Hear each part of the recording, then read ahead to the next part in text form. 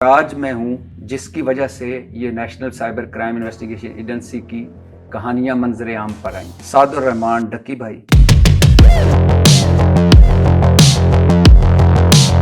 मैं एनसीसीआई के दफ्तर आया। जी। सरफराज चौधरी ने मुझे कहा कि तुमने डक्की से मिलना है। मैंने कहा डेफिनेटली मिलना है, मिलाए तो सही। वो आपको लाए, आप कमरे में आए, आप कुर्सी पे बैठे। पहला सवाल पूछा था कि क्या आप पर तशद्दुद होता है? आपने कहा नहीं जी। दूसरा सवाल था कि क्या आपसे रिश्वत ली गई? आपने कहा नहीं।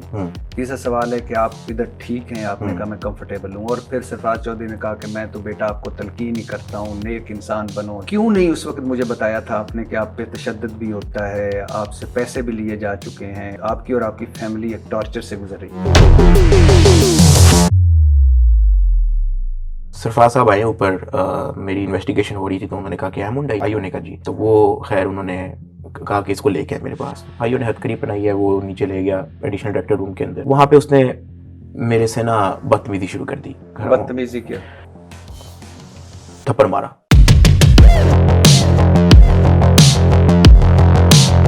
डॉक्टर उमर आदिल वो बता रहे थे कि आपको कई बार उनके सामने नंगा करके मारा जाता था। हुआ है।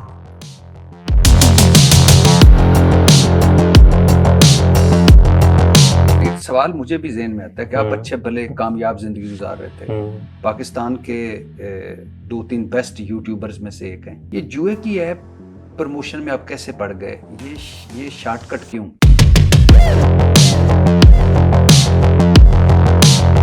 एक जुए की ऐप जिसको आप समझते हैं कि ये बहुत बुरी है, वो आपकी सबसे बड़ी जो लीग है PSL, जो मुल्की लीग है, उसकी स्पॉन्सर है। वसीम अकरम साहब की तस्वीरें हैं वहाँ लगती हैं और हर कोई इस्तेमाल कर रहा है। तो वाई ओनली डक्की भाई? जरा हवालात का तो नक्शा खींचें। हवालात का जो सेल का जो वो है ना, दरवाजा कह लें लोहे का, उसके बिल्कुल सामने कूड़े का ढेर है। क्या वजह है कि आप एक बड़े यूट्यूबर हैं, लाखों लोग आपको सुनते हैं, इतने जानने वाले होते हैं, कोई मदद के लिए नहीं आया आपकी?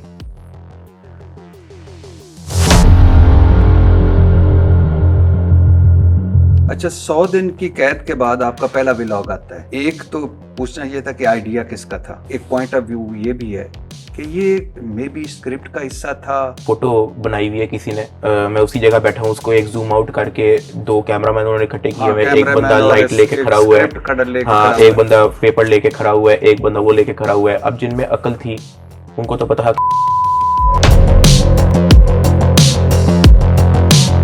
उमर आदिल ने एक बार ये भी कहा कि जब डक्की आपको बता रहा था कि बिल्कुल अच्छा सलूक है, मुझे बड़ा अच्छा तरीके से रखा हुआ है, ठीक हो रहा है, सारा हो रहा है, तो उस वक्त अगर आप उसकी कमीज उठाते तो वो बैंगन की तरह होती। उमर आदिल साहब ने जब मैं आया, वो तेल शेल लगाया था। हाँ, उमर आदिल ने पोलीफैक्स लगाई थी और वैसलीन लगाई थी मेरी कमर पे।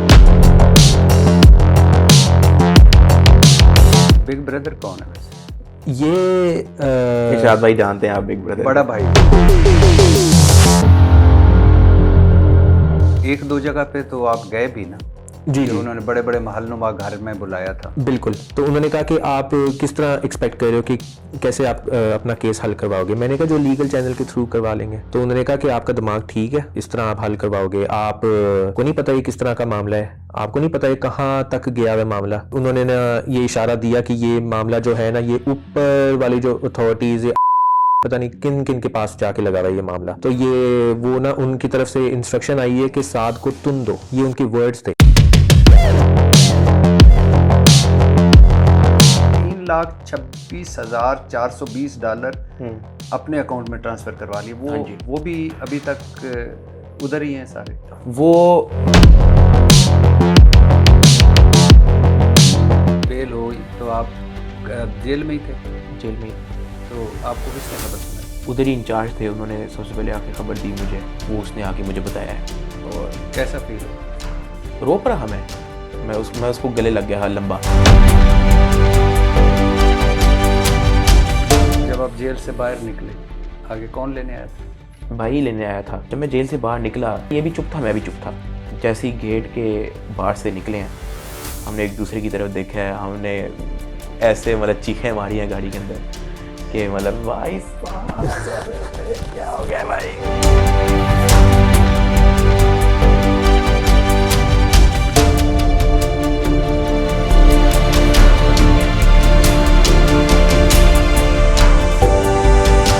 बहुत शुक्रिया, आपसे मिलकर बड़ी खुशी हुई। इरशाद भाई थैंक यू सो मच, आपने टाइम दिया।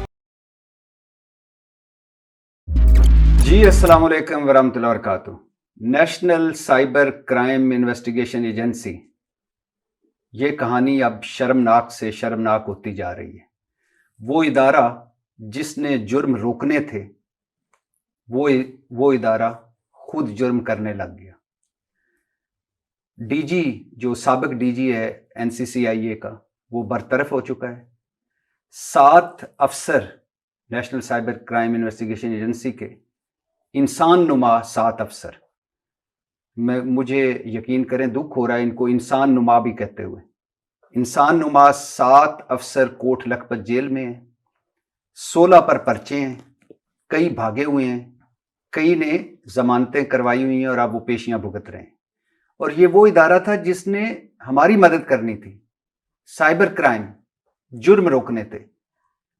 ये खुद जुर्म करते रहे और ऐसी दीदा दलेरी से जुर्म करते रहे कि मैं हैरान रह गया जब कहानियां बाहर आईं कि इतनी नाइंसाफी भी हो सकती है, इतनी अंधेर नगरी भी हो सकती है, इतना जुल्म भी हो सकता है।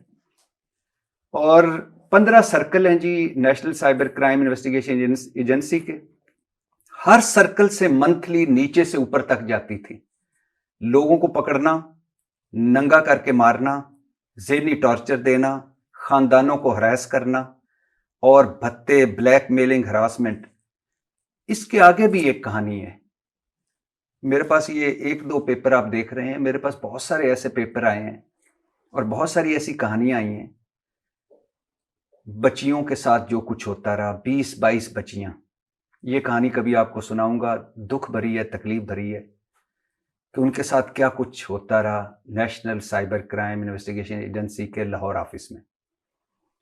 और जब ये 6-7 जो अफसर हैं ना, जो इंसान नुमा अफसर हैं, ये जब इनसे तफ्तीश हो रही थी, ये हवालात में थे, तो इनसे एक सवाल किया गया सारों से कि जो कुछ हमने सुना है और जो कुछ आपने बताया है, इसके बाद अगर आपकी बेटी, आपकी बहन या आपकी घर की कोई खातून, अगर उसको कोई साइबर के हवाले से प्रॉब्लम हो तो वो एनसीसीआईए में जा सकती है?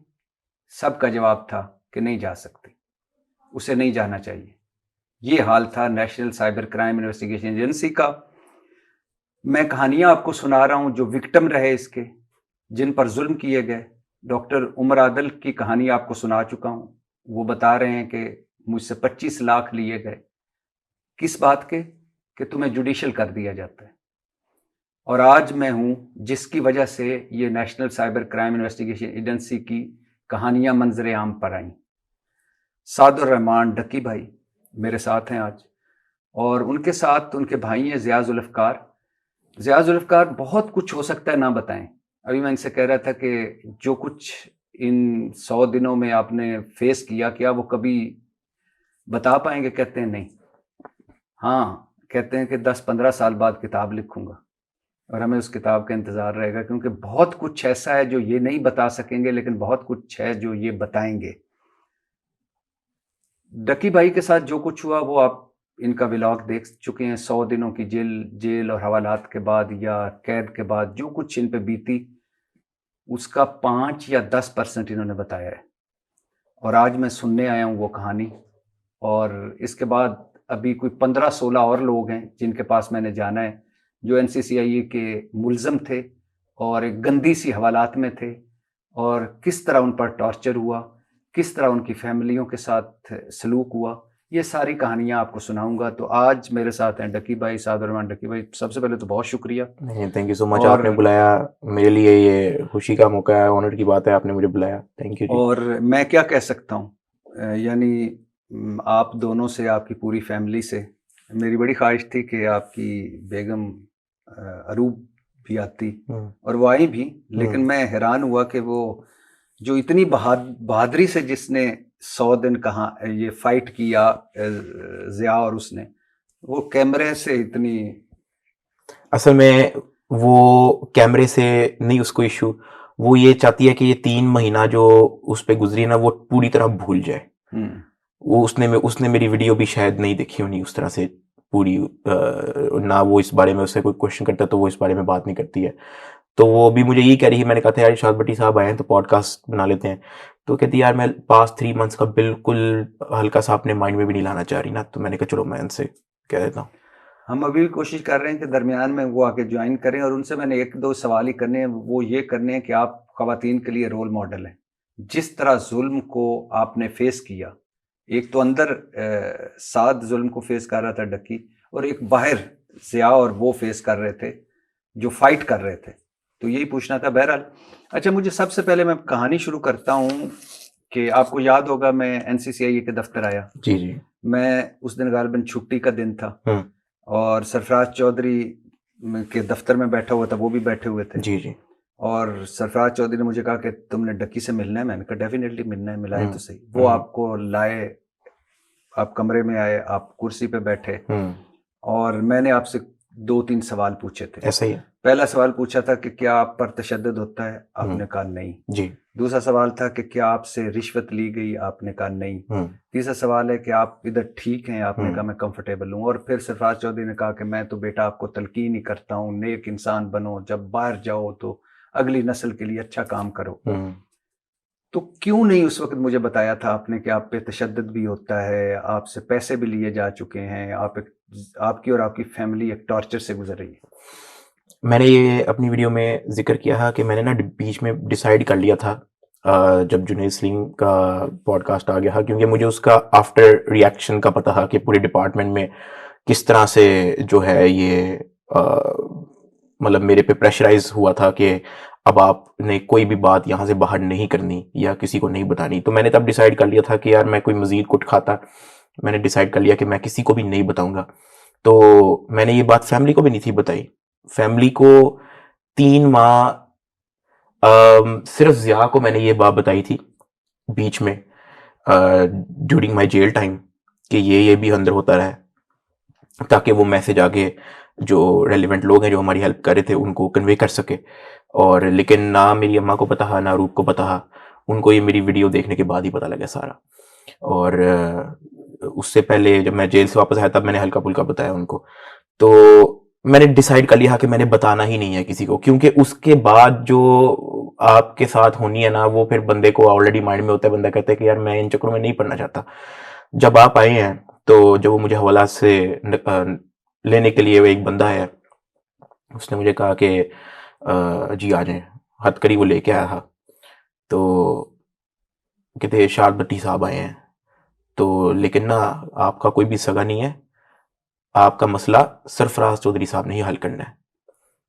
मैंने कहा जी ठीक है, और वो कोई भी पूछें सवाल उसका बस पॉजिटिव जवाब दे के आपने वापस आ जाना है, ज़्यादा बातें नहीं करनी। मैंने कहा जी ठीक है।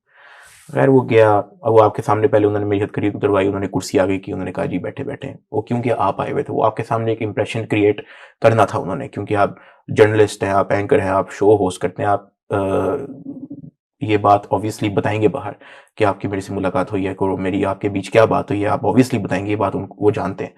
तो उन्होंने सबसे पहले वो आपके सामने एक इंप्रेशन क्रिएट किया कि यहाँ के जो मुल्जमान हैं वो बहुत कंफर्टेबल हैं, जबकि ऐसा नहीं है। आपसे पहले बहुत सारे लोग होके गए हैं, मैंने उनको यही कहा है मैं बिल्कुल ठीक हूँ यहाँ पे। लेकिन आपको लगता नहीं है कि आपने ये गलत किया? बिल्कुल गलत किया कि आपको कहीं ना कहीं से आप भी हैं, कहीं ना कहीं से आपको बताते रहना चाहिए कि क्या क्या जुल्म हुआ। अब ये है ना बात फिर वही आ गई कि जब जुनैद सलीम वाला पॉडकास्ट आया। अच्छा, जब जुनैद सलीम का आया तो उसके बाद आपके साथ क्या सलूक हुआ? मुझे डांटा था उन्होंने 2-3 बार, मुझे आईओ के जिम्मे अलग उन्होंने लगाया हुआ था, इन्होंने प्राइवेट मुलाजिमों के जिम्मे अलग लगाया हुआ था, और सरफराज साहब ने अलग ही ड्यूटी ली हुई थी कि इसको पूरा पक्का करके जाओ कि ये बिल्कुल भी यहाँ पे कोई भी बात यहाँ से आउट ना करे। और जो जुनैद सलीम ने कहानी सुनाई थी कि वो जावा जो फूड वाले हैं, जैसे आपने भी बताया कि वो ऊपर आए हुए थे, तो जब नीचे से आप वो मंजर दोबारा बता सकते हैं कि जो ही आप उनके कमरे में गए तो क्या किया उन्होंने? जब मैं उनके कमरे में गया तो सबसे ये पहली पेशी थी?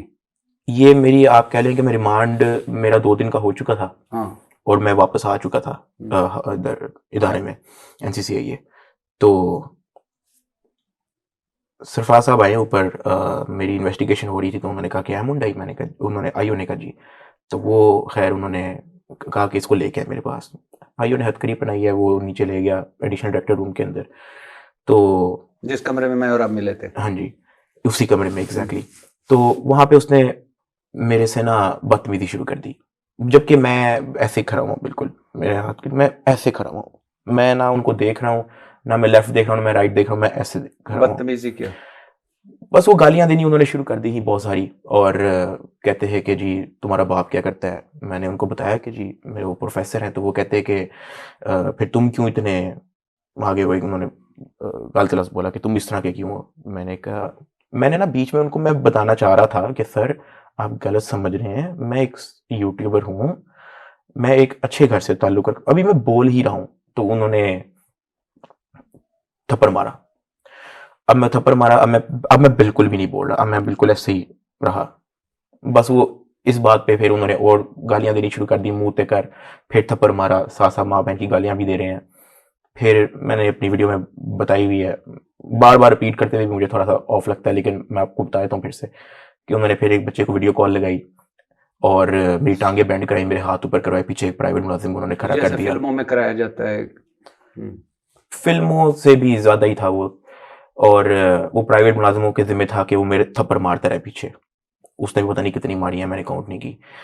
तो वो बच्चे को उन्होंने वीडियो कॉल लगाई, उन्होंने कहा कि जी तुम इसके प्रोग्राम, डक्की भाई को जानते हो? कहता हाँ। तुम इसके प्रोग्राम देखते हो? कहता हाँ। तो उन्होंने बैक कैमरा ऑन किया, उन्होंने कहा कि जी फटाफट इसको गालियां दो, तो ये देखो इसके साथ क्या हो रहा है।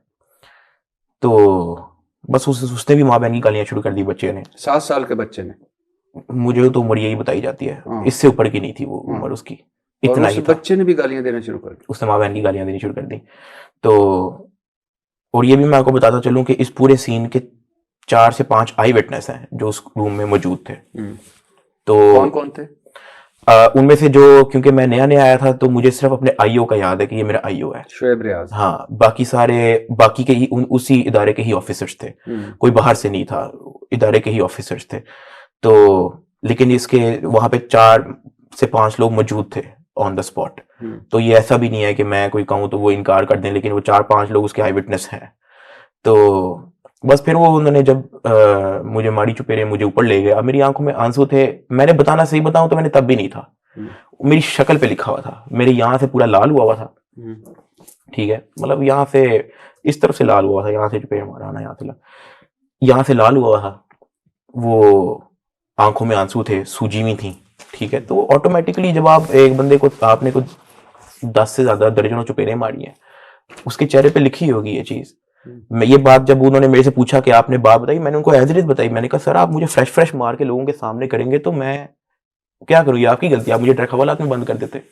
ये मैंने उनको इस तरह से समझाया कि आप मुझे मार के हवालात में बंद कर देते, इसमें मेरी क्या गलती अगर जुनैद सलीम ने पॉडकास्ट दिया है। और जो जुनैद सलीम कह रहे थे कि आप उस वो जो अपना दोस्त या जानने वाला था उसके पांव पड़ गए कि मुझे बचाएं कि ये मुझे मार रहे हैं, ऐसे ही मैंने उनसे रिक्वेस्ट की थी कि यार, पांव पड़े थे आप? मैं मतलब झुक गया था। हाँ। उनसे मतलब उस स्टेज पे आ गया था कि यार मतलब प्लीज कुछ करें।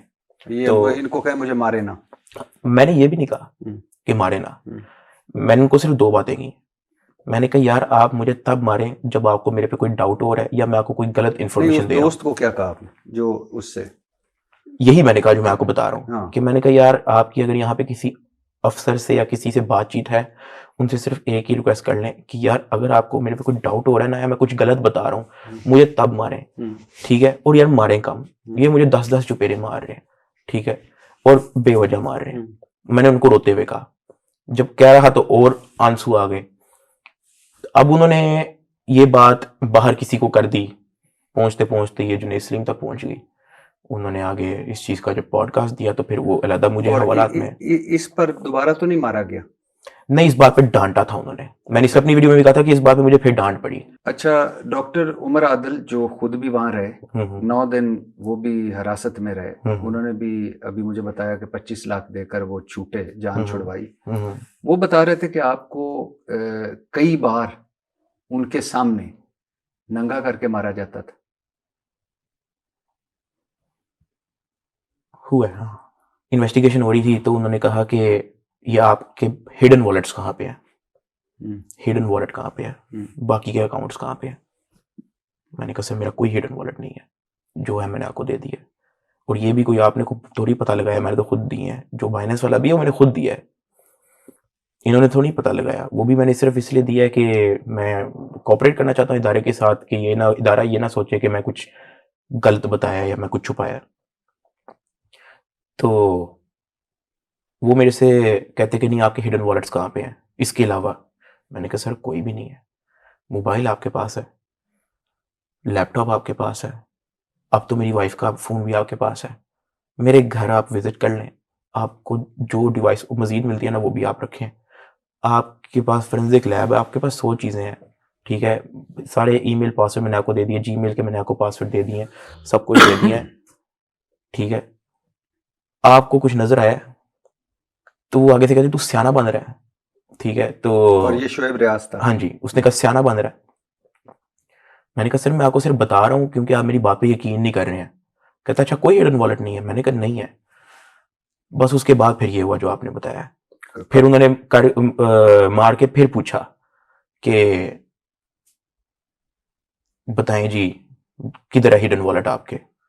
मैंने कहा सर नहीं है। तब जाके वो माने। मलेशिया दोनों जा रहे थे, अरूब और डकी भाई। इस्लामाबाद एयरपोर्ट पे ये इमिग्रेशन वालों ने पकड़ा, लाहौर एयरपोर्ट। हाँ, और फिर NCCI ऑफिस लाए। इससे पहले कोई नोटिस, कोई बुलावा, कोई तफ्तीश नहीं, ऐसा सच कोई नोटिस नहीं होता है। जबकि मेरे इल्म में भी है कि अक्सर जब इंक्वायरी होती है तो नोटिस भेजते हैं, और अगर वो नोटिस रिसीव नहीं होता तो वो एक और भेजते हैं। 2 या 3 नोटिस आते हैं, उसके बाद जाके वो कोई एक्शन उन्होंने लेना होता है तो ले लेते हैं। और आपको भी नहीं पता था कि आपके ऊपर कोई केस है? इरशाद भाई मेरी हिस्ट्री रह चुकी है, मुझे कोई भी नोटिस आता है मैं उस पर शामिल तफ्तीश हो के मैं पूरी तरह कोऑपरेट करता हूँ।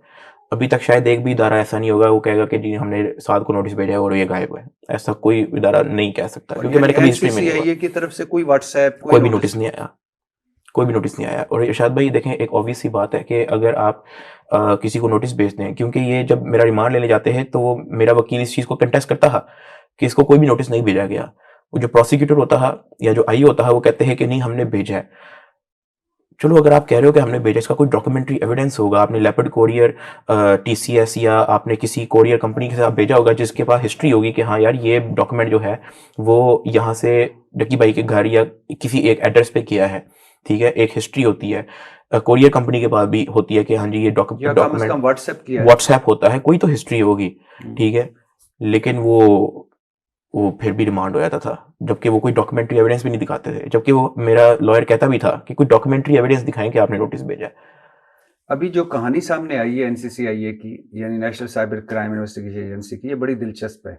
दिलचस्प इसलिए कि एक नेक्सस था, एक नेटवर्क था, तफ्तीशी, वकील, अदालत, एक नेक्सस लग रहा था। और ये अभी बहुत कुछ आगे आने वाला है, मैं किसी का नाम नहीं लेना चाहता।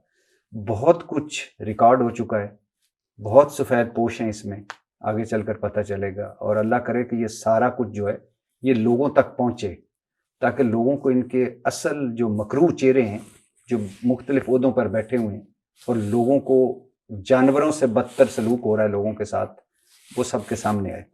अच्छा, आपको फ़ोन कर दिया था जब उनको रोका था? जी, मैं ड्रॉप करने गया था साद और भाभी को, और उसके बाद मैं वापस आ गया था घर।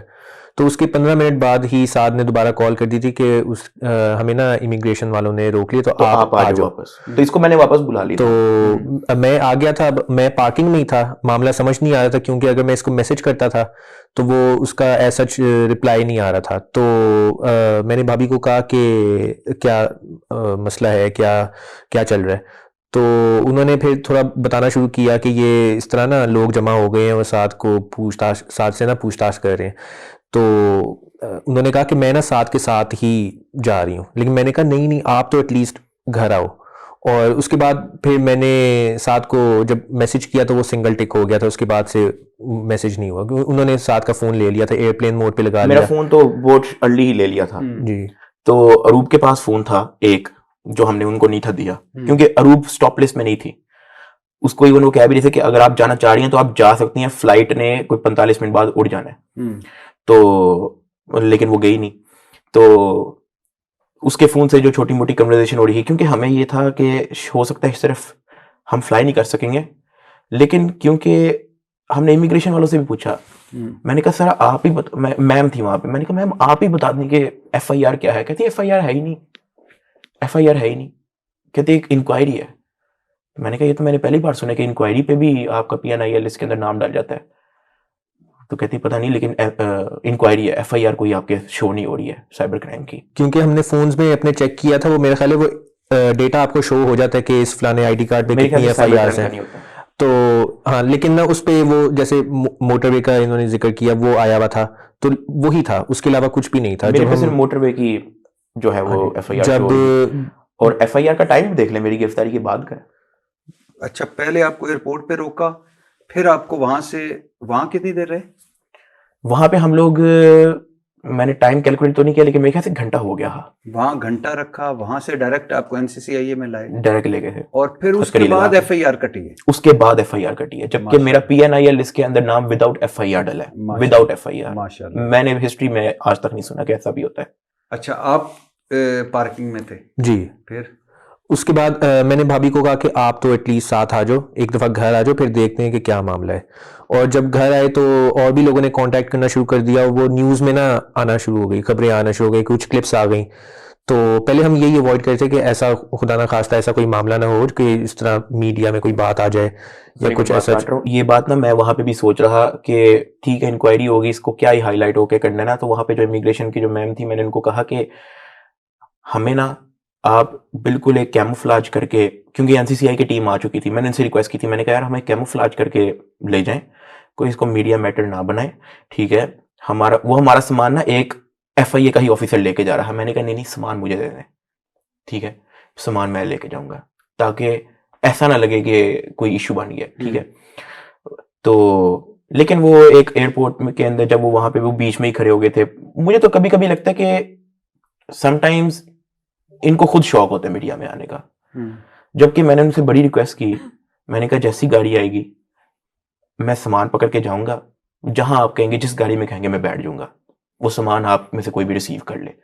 वो बिल्कुल एयरपोर्ट के कहीं मिड पे बच्चे आ रहे हैं, मेरे पास फैमिली आ रही है फोटो लेने, बल्कि एक क्लिप भी है मैं आपको भेजूंगा, वो एक बच्चा आता है फोटो लेने और मैं उसके साथ फोटो लेके मैं ऐसे कर देता हूँ, ठीक है। वो इंटरनेट पे थी, मैं देखी थी अभी कुछ दिन पहले। तो वो बिल्कुल मिड ऑफ द एयरपोर्ट पे सारी FIA की टीम, NCCI की टीम सारे उधर ही खड़े हैं। मैंने कहा यार ये तो जान के कर रहे हैं, कॉर्नर पे कहीं खड़े हो जाते, जो भी पेपर वगैरह वर्क है हो के मुझे गाड़ी में बैठा देते। तो लेकिन वो वहां पे फिर वीडियो भी बन दिया, फिर वो एक वीडियो आउट हो गई थी एयरपोर्ट की कि मैं और रूप खड़े हैं, साथ ऑफिसर सामान है हमारे पास, शर्ट पहनी है मैंने ब्लू कलर की, तो वो बस आउट हो गई, फिर वो खबर बन गई। अच्छा, फिर आपको पता चल गया कहाँ ले जा रहे हैं? नहीं, अभी हमें नहीं पता था कि ये कहाँ लेकर गए हैं। फिर इसके ना अरूप घर आ गई, अरूप घर आ गई थी। तो उसके बाद वो एक डिवाइस, वो एप्पल का जो होता है सिस्टम, जिसके बेसिकली मैंने इसको लोकेशन शेयर कर दी, लेकिन मेरा था वो एयरप्लेन मोड पे लग गया था फोन। लेकिन एक आधी डिवाइस और भी थी मेरे सामान के अंदर जो एयरप्लेन मोड पे नहीं लगी थी। वहां से इन्होंने लोकेशन ट्रेस किया और उनको फिर पता लगा कि अच्छा ये NCCI गुलबर्ग ऑफिस में, गुलबर्ग वाले ऑफिस में। और आपका जो सामान था वो घर आ गया सारा? नहीं, वो सामान भी ले गए हैं साथ ही, टची केस सब कुछ, मेरी वाइफ का सामान भी, मेकअप सब कुछ, कपड़े सब कुछ इनके पास ही थे इकट्ठे। और वो दिया इन्होंने? वो इन्होंने बाद में दिया। हाँ, सारी चीजें थी? नहीं, सारी चीजें नहीं दी। क्या नहीं था ना? इन्होंने हमारा पासपोर्ट का बैग नहीं दिया, इन्होंने हमारे वॉलेट्स नहीं दिए, और इन्होंने उसके बाद मेरा कितने पैसे थे आपके पास वॉलेट में? पैसे नहीं हमने रखे हुए थे, कार्ड हमारे पास, डेबिट कार्ड वगैरह। तो मतलब इन्होंने सिर्फ और सिर्फ हमारे टैची केस दिए और हमारे कपड़े वापस दिए और मेकअप का सामान जो रुका था वो वापस दिया। शुक्र है वो मेकअप नहीं रख लिया कि हम खुद ही ना कर ले। अच्छा, और इसमें से आपके पास आपके मोबाइल्स भी उनके पास हैं? 4 मोबाइल उनके पास है और एक iPad है, एक मैकबुक है। मैकबुक उनके पास है। 4 मोबाइल उसमें से इस तरह से है कि मैं UAE का भी सिटीजन नहीं, रेजिडेंट हूँ। तो गोल्डन वीज़ा है मेरे पास 10 साल का, रेजिडेंस कार्ड भी है, एमिरेट्स ID। तो बेसिकली जब मैं UAE जाता हूँ तो मैं एज अ टूरिस्ट नहीं जाता हूँ, मैं एज अ रेजिडेंस ही जाता हूँ। वहाँ पे मैं टूरिस्ट काउंट नहीं होता। हम इसको इस तरह से रख सकते हैं कि मैं टूरिस्ट टेम्पररी ड्राइविंग लाइसेंस पे वहां पे मैं गाड़ी नहीं चला सकता, मुझे वहां पे उन्हीं का एमआरटी ड्राइविंग लाइसेंस लेना पड़ेगा अगर मैं वहां पे गाड़ी चलाना चाह रहा हूँ। तो इसलिए मैं दुबई में गाड़ी नहीं चला सकता, क्योंकि मैं ड्राइविंग परमिट, जो इंटरनेशनल ड्राइविंग परमिट है, उस पर नहीं चला सकता। एनीवेज, क्योंकि मेरा वहां पे आना जाना थोड़ा ज़्यादा था, तो मैंने एक नंबर भी निकलवाया हुआ था। अब मेरे फ़ोन पे 2 सिमों से ज़्यादा तीसरी सिम की जगह नहीं थी फिजिकल। मेरे पास पाकिस्तान के अंदर 2 सिमें थी, वो एक मैंने फ़ोन में डाली हुई थी और एक दूसरा फ़ोन हमने रखा हुआ था जिसके अंदर सिर्फ दुबई की सिम डली हुई थी और उसके अंदर कुछ भी नहीं था, एक एप्लीकेशन तक उसके अंदर इंस्टॉल नहीं है। मतलब आप ऐसा समझिए, एंड्रॉइड फ़ोन है वो, सैमसंग S24 अल्ट्रा, उसके अंदर कोई जीमेल अकाउंट भी लॉगिन नहीं है। उसका काम, उस फ़ोन का काम सिर्फ इतना है कि जो OTP है वो इस फ़ोन पे आ जाया करे, या हम लोग जब आउट ऑफ कंट्री जाए और हमें ये UAE के नंबर की ज़रूरत पड़े तो ये इस फ़ोन के अंदर जो है वो सिम है। इनको पता भी है कि उस फ़ोन के अंदर कुछ भी नहीं है, इन्होंने वो भी एज उसमें रिकवरी मेमोरी में डाला हुआ है और उसको उन्होंने 10 दिन बाद, कोई पता नहीं कितने दिन बाद उन्होंने वो फ़ोन पेश किया है अदालत में, जबकि वो Day 1 को हमसे बरामद कर चुके थे। ये फ़ोन था एक, और एक फ़ोन था रूप का टूटा हुआ था, उसका मैंने व्लॉग भी बनाया था कि उसका iPhone 16 Pro जो है वो टूट गया है और हमने फिक्स करवाना है। हम पाकिस्तान से जब फिक्स करवाने जाते हैं तो हमारे वो चार्जेस बहुत ज़्यादा मांगते थे, तो हमने सोचा कि हमारे यहाँ ट्रिप लग ही रहा है मलेशिया का, तो हम लोग, क्योंकि मलेशिया में ऑफिशियली एप्पल स्टोर एग्जिस्ट करता है, तो मतलब apple.com पे मलेशिया की वेबसाइट है, तो वहाँ से हम लोग जो है ना रिपेयर करवा लेंगे कोलालमपुर से। तो वो एक फ़ोन हमारे पास था, उसके अंदर मेरी वाइफ का सारा, मतलब वो पूरा फ़ोन ही उसका था। अब वो फ़ोन क्योंकि टूटा हुआ था तो वो एक बैकअप फ़ोन यूज़ कर रही थी, ठीक है, तो ये चौथा ये फ़ोन है बैकअप। 4 फ़ोन और एक मैकबुक, और मैकबुक भी मैक्सड आउट वाली थी, बड़ी मतलब आप कह लें कि हाई एंड वाली जो मैकबुक होती है। अच्छा, मैं आपसे, आप पूरी कहानी सुननी है लेकिन मैं 2-3 सवाल अगर आप इजाज़त देने से कर लूँ। अच्छा, आप NCCI ये पहुँचे, उसके बाद क्या हुआ? जब NCCI ये ऑफिस पहुंचा तो ऑफिसर्स बैठे हुए थे पहले से, उन्होंने वहाँ पे मेरी इंटेरोगेशन शुरू हो गई। इंटेरोगेशन शुरू होने के बाद जो क्या सवालात पूछे? एप्लीकेशन प्रमोशन के बारे में ही, अच्छा, एप्लीकेशन प्रमोशन के बारे में सवाल होते गए। मैं उनको एज इट इज जैसे जैसे सवाल हो रहे हैं ना, उनके मांगे बगैर नहीं, लेकिन एक सवाल मुझे भी ज़हन में आता है कि आप अच्छे भले कामयाब ज़िंदगी गुजार रहे थे, पाकिस्तान के 2-3 बेस्ट यूट्यूबर्स में से एक हैं, फैमिली व्लॉगिंग में और बाकी, ये जुए की ऐप प्रमोशन में आप कैसे पड़ गए? ये शॉर्टकट क्यों? देखें, सबसे पहले तो ये इनको मैंने वहां पे भी कन्विंस करने की कोशिश की थी कि जो बाइनोमो ऐप है ना, ये बाइनरी ट्रेडिंग कैटेगरी के अंदर आती है, ये बैटिंग वाली कैटेगरी में नहीं आती है, सही है, लेकिन वो वहां पे मेरी कोई भी सुनने को रेडी और नहीं ये थे। PSL स्पॉन्सर भी इसने किया है ना? वो भी मैंने इनके सामने जब रखा तो वो उस बात पे भी काउंटर करते हैं कि जी भी आप अपनी बात करें। लेकिन ये इसने किया है ना? हाँ जी, और ये खिलाड़ियों के इधर लोगो भी लगे होते थे, सर जी, बिलबोर्ड लगे हुए थे। बिलबोर्ड लगे हुए हाँ थे। जी, और शायद अब आज भी लगा हुआ है, इवन इतना बड़ा मैटर होने के बाद भी अभी भी शायद एक अद्दा लगा हुआ है वसीम अकरम वाला। वसीम अकरम का वसीम लगा अकरम वाला अभी भी लगा वसीम हुआ है। अकरम साहब इसके एम्बेसडर हैं। ये मुझे नहीं पता एम्बेसडर है, लेकिन बिलबोर्ड लगा हुआ है, उस पे वसीम अकरम साहब की तस्वीर है उस पर उनकी फोटो लगी हुई है।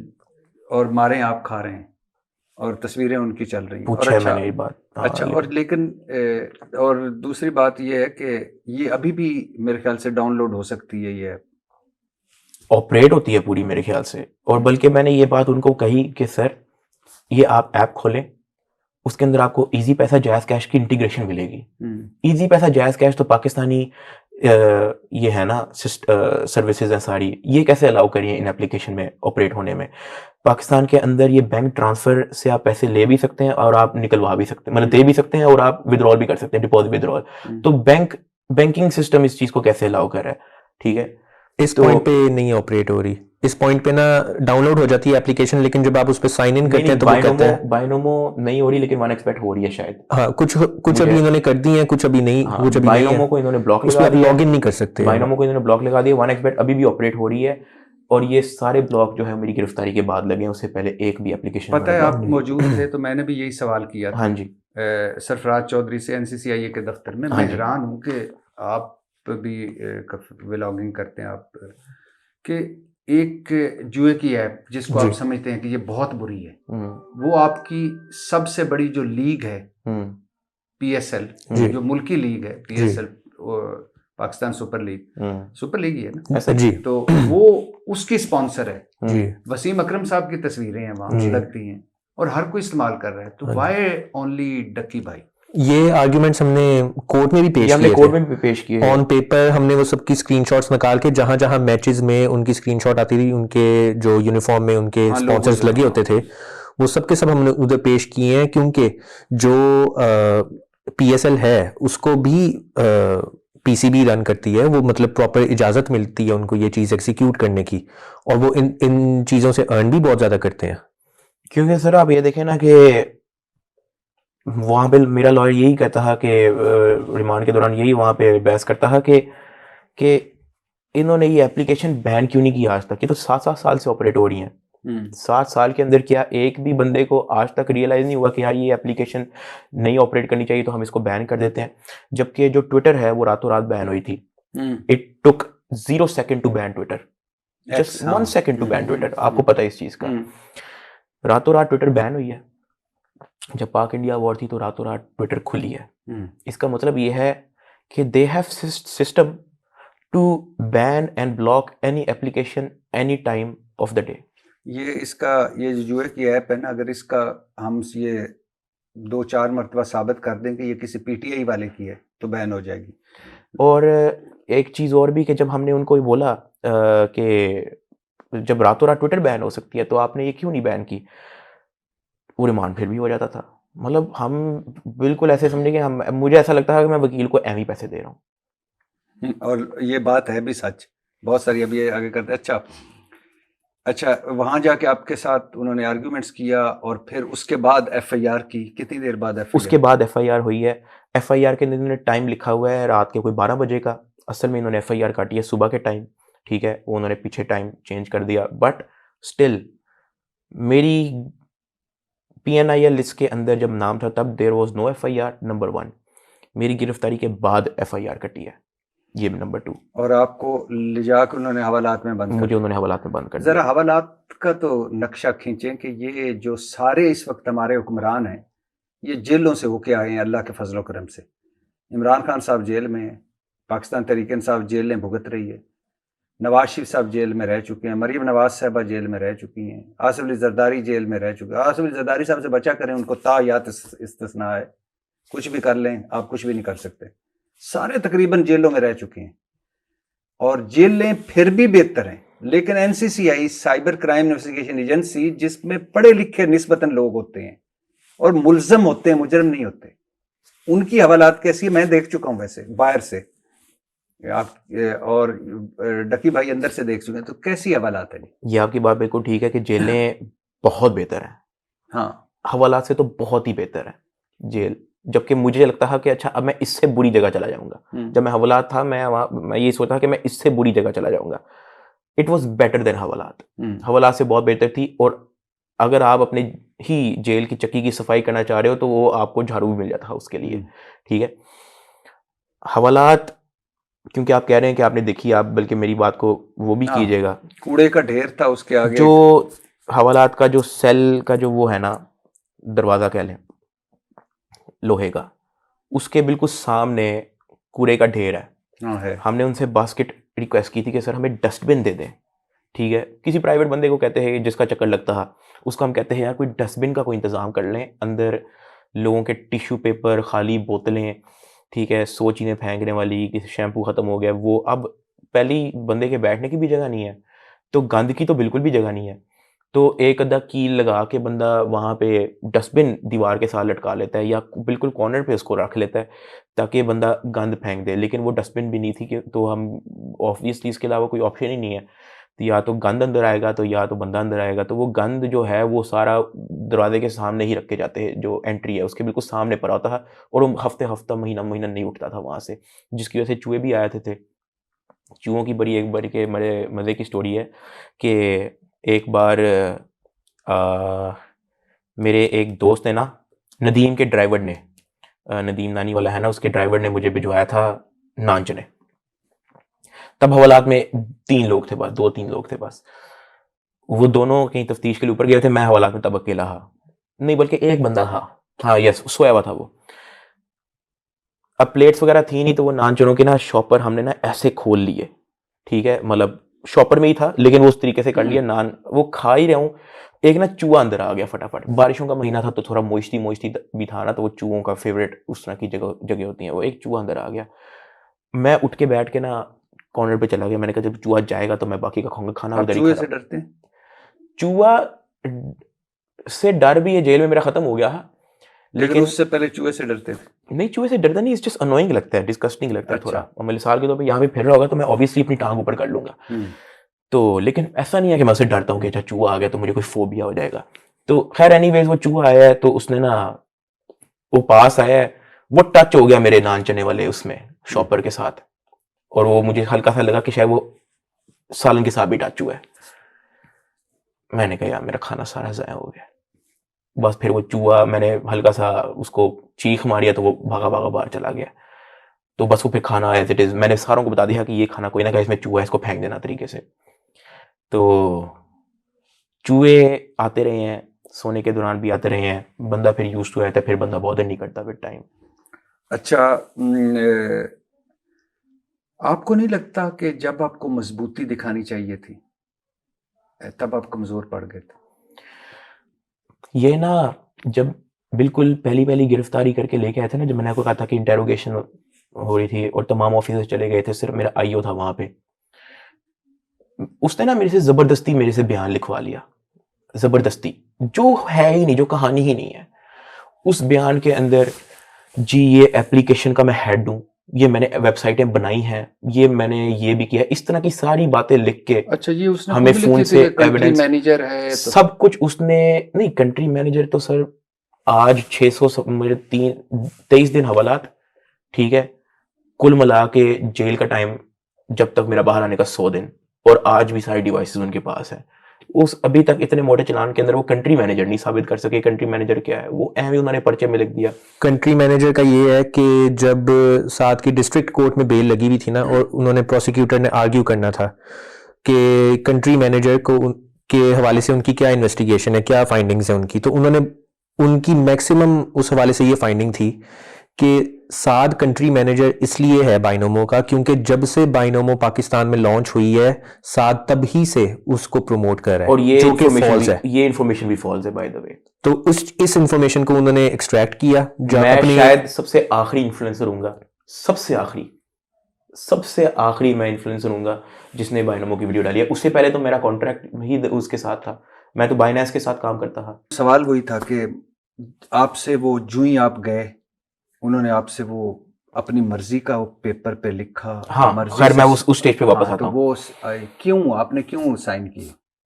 सर मैं वहाँ पे मैं क्या करूँ, मैं कुछ नहीं करूँगा तो 2 छितर मार के साइन करवा लेने थे उन्होंने, वो करना ही करना, वन वे और अनदर उन्होंने साइन करवा ही लेने आपसे। उन्होंने अपनी मर्जी का सारा लिखा, सारा लिखवाया। आपने पढ़ा था? मुझे पढ़ने भी नहीं दिया। अच्छा, यही तो था, मैं वो पढ़ने की कोशिश कर रहा था, वो पढ़ने ही नहीं देते थे। और बाद में तो पढ़ लिया होगा कि क्या क्या लिखा हुआ था उन्होंने जिसपे आपके साइन थे? नहीं वो तो लिखा ही उन्होंने, मैंने बाद तो में केस में तो वो आया ही होगा, केस में आया। हाँ, क्या तो क्या था उसके अंदर ये था कि मतलब कि मैं कंट्री हेड हूँ, इसके सबूत सारे मिल गए हैं उनको, अभी और इन्वेस्टिगेशन है, ये सारा जो पैसा कहाँ से आ रहा है ये इनको मिल गया, सारी अपने से कहानी लिख के इन्होंने ना कोर्ट में पेश कर दी, साइन अंगूठे मेरे लगा लिए। अब जब मैं सबसे पहले कोर्ट गया ना, इसको मैंने आते ही मैंने कहा कि मेरे से जबरदस्ती बयान लिखवा लिया इन्होंने, तो क्या करें। इसके साथ ही लॉयर खड़ा था, उसने भी ये बात सुन ली, तो कहता कि साथ भाई ये जो इदारे के अंदर के जो बयान होते हैं ना, इसकी कोई औकात नहीं होती कोर्ट में, ठीक है, जो पुलिस के अंदर या पुलिस के सामने या तफ्तीशियों के सामने, इसकी कोई औकात नहीं होती, आपसे जो भी लिखवाया है डजंट मैटर, रिलैक्स हो जाए। अब क्योंकि मेरे माइंड में था कि यार ये, क्योंकि मेरा तो पहला इंप्रेशन, मैं अरेस्ट होते ही मेरे से जबरदस्ती शुरू हो गई थी ना, मतलब जबरदस्ती बयान शुरू हो गया था, तो मैंने फिर रूप को कहा कि यार तुम स्टोरी डाल दो, ये मैंने एज इट इज उसको कहा। अभी हमारा रिमांड कंटेस्ट नहीं था हो रहा, मैंने उसको एज इट इज कहा तुम स्टोरी डाल दो। अब जो आईओ था वो जो बातें कर रहा था जज के सामने, टोटल फॉल्स रिमांड लेने के लिए, इतने झूठ के मैंने कहा यार ये किस तरह के लोग हैं, क्योंकि मैंने पहली बार देखी थी ये चीज़, तो मैंने कहा यार ये तो ये किस तरह के लोग हैं?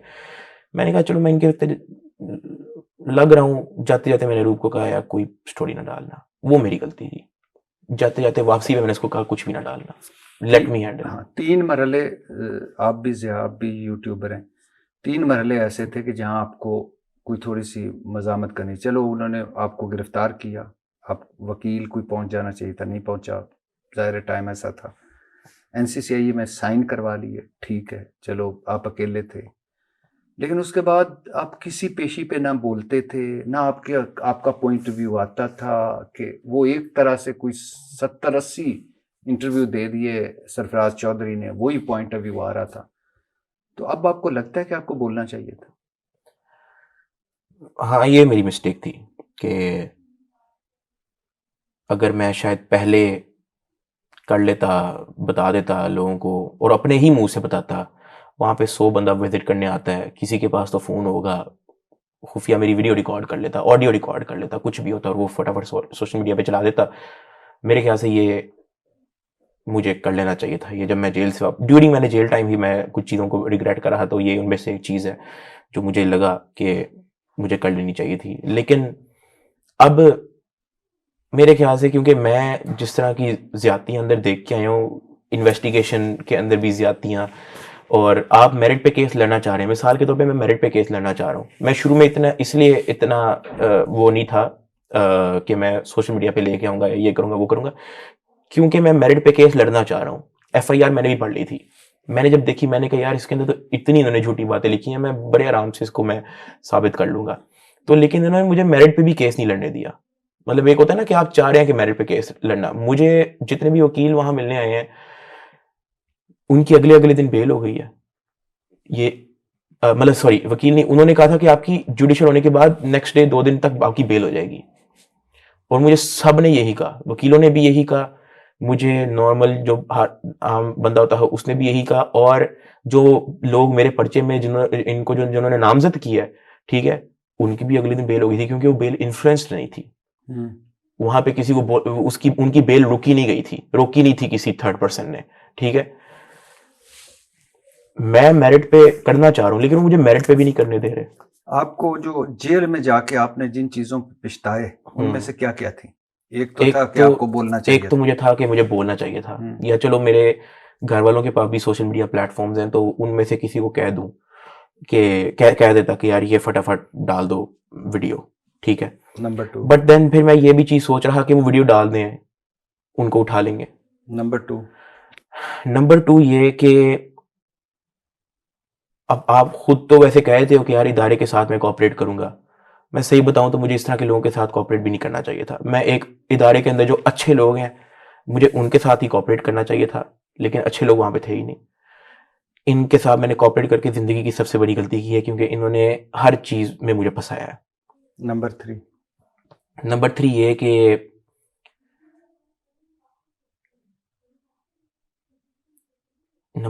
जिसके अंदर मैंने जो सबसे चीज जो रिग्रेट की है वो यही कि फैमिली को मुझे आउट कर लेना चाहिए था जब उसके पास मौका था रूप के पास फ्लाई करने का।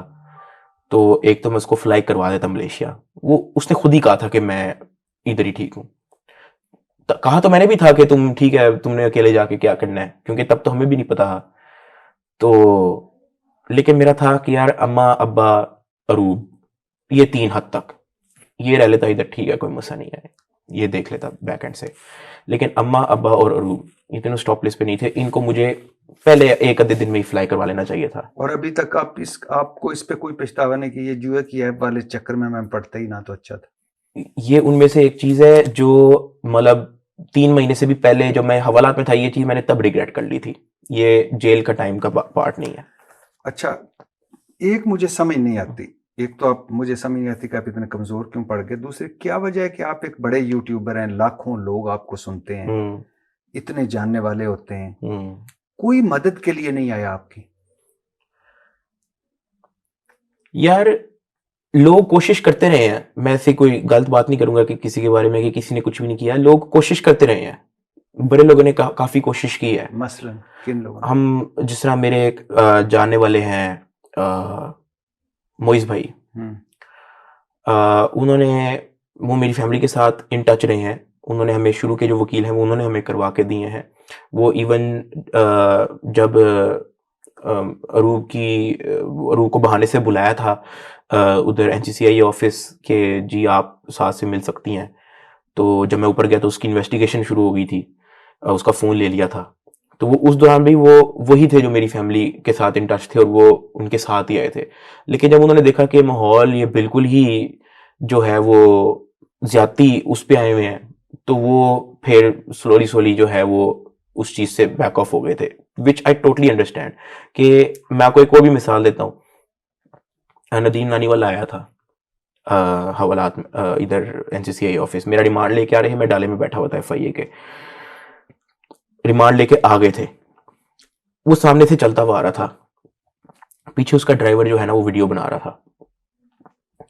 जो एफआईए में ही कोई बंदा था, पता नहीं प्राइवेट था ऑफिसर था, उसने ना फटाफट नदीम को कहा वो वीडियो बना रहा, ओए वीडियो बना रहा है, उसका फोन ले लिया फटाफट।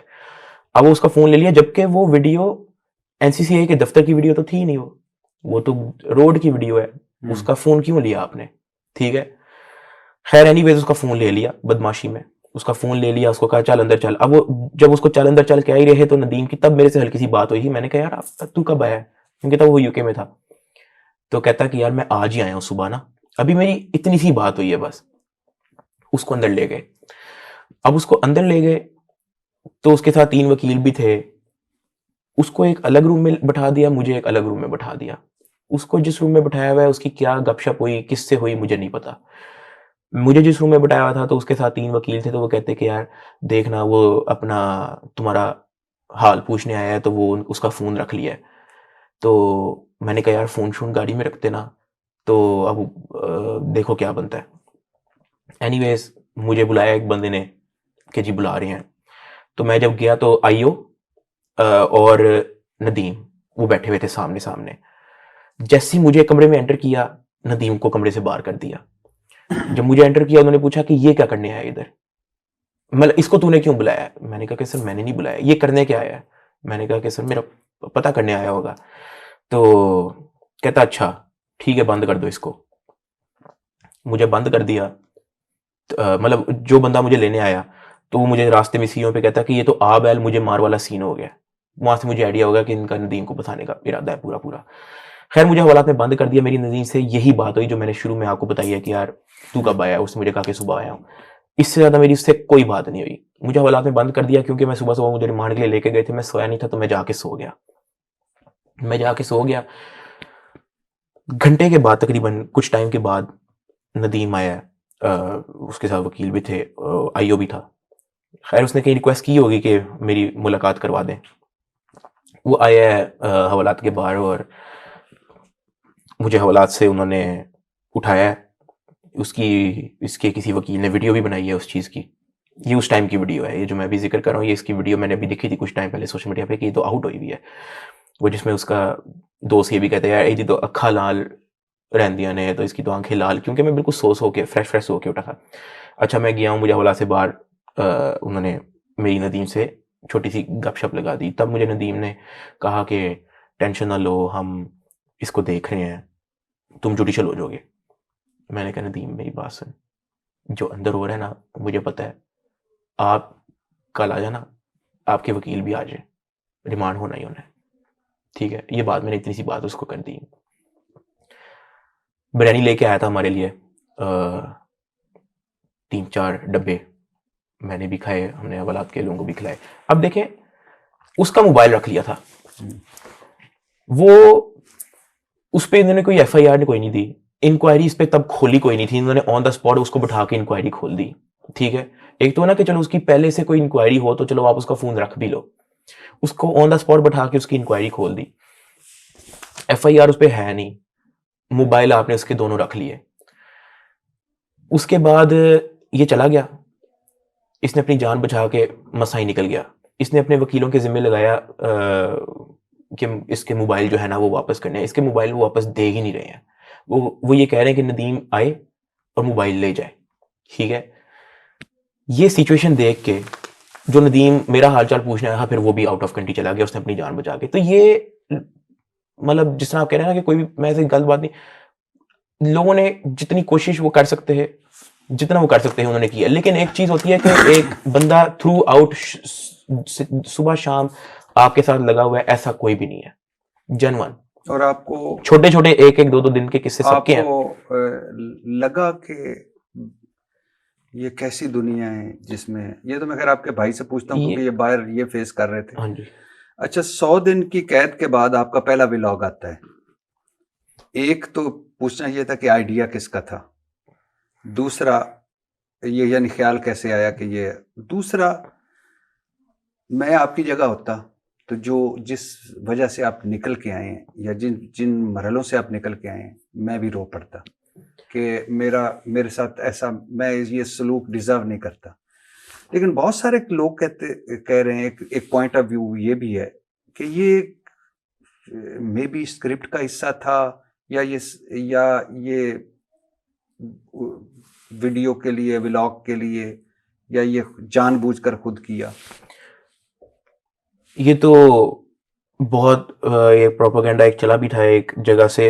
वो एक मेरी एक एआई फोटो बनाई हुई है किसी ने, मैं उसी जगह बैठा हूँ, उसको एक जूम आउट करके 2 कैमरामैन उन्होंने इकट्ठे किए हुए, एक बंदा लाइट लेके खड़ा हुआ है, हाँ, एक बंदा पेपर लेके खड़ा हुआ है, एक बंदा वो लेके खड़ा हुआ है। अब जिनमें अकल थी उनको तो पता है कि एआई जनरेटेड है, क्योंकि उसके अंदर जो एआई फोटो है उसके अंदर जो बैकग्राउंड है उस पर व्हाइट कलर की पूरी एक दीवार लगी हुई है, जबकि असल में ये आपके सामने जगह है, शीशा है सारा, ठीक है, उधर तो दीवार ही कोई नहीं है। और उसके साथ एक लेफ्ट साइड पे एक एआई फोटो के अंदर वो दरवाजा भी शो हो रहा है, ये आपके सामने जगह है, किधर है दरवाजा, ठीक है। तो ये आइडिया किसी का भी नहीं था, मैंने अपनी मर्जी से बनाया। ये अपलोड होने के 4 दिन पहले ये वीडियो बन चुकी थी। हम लोगों ने 4 दिन सिर्फ ये सोचा कि यार ये हमें डालनी चाहिए, नहीं डालनी चाहिए।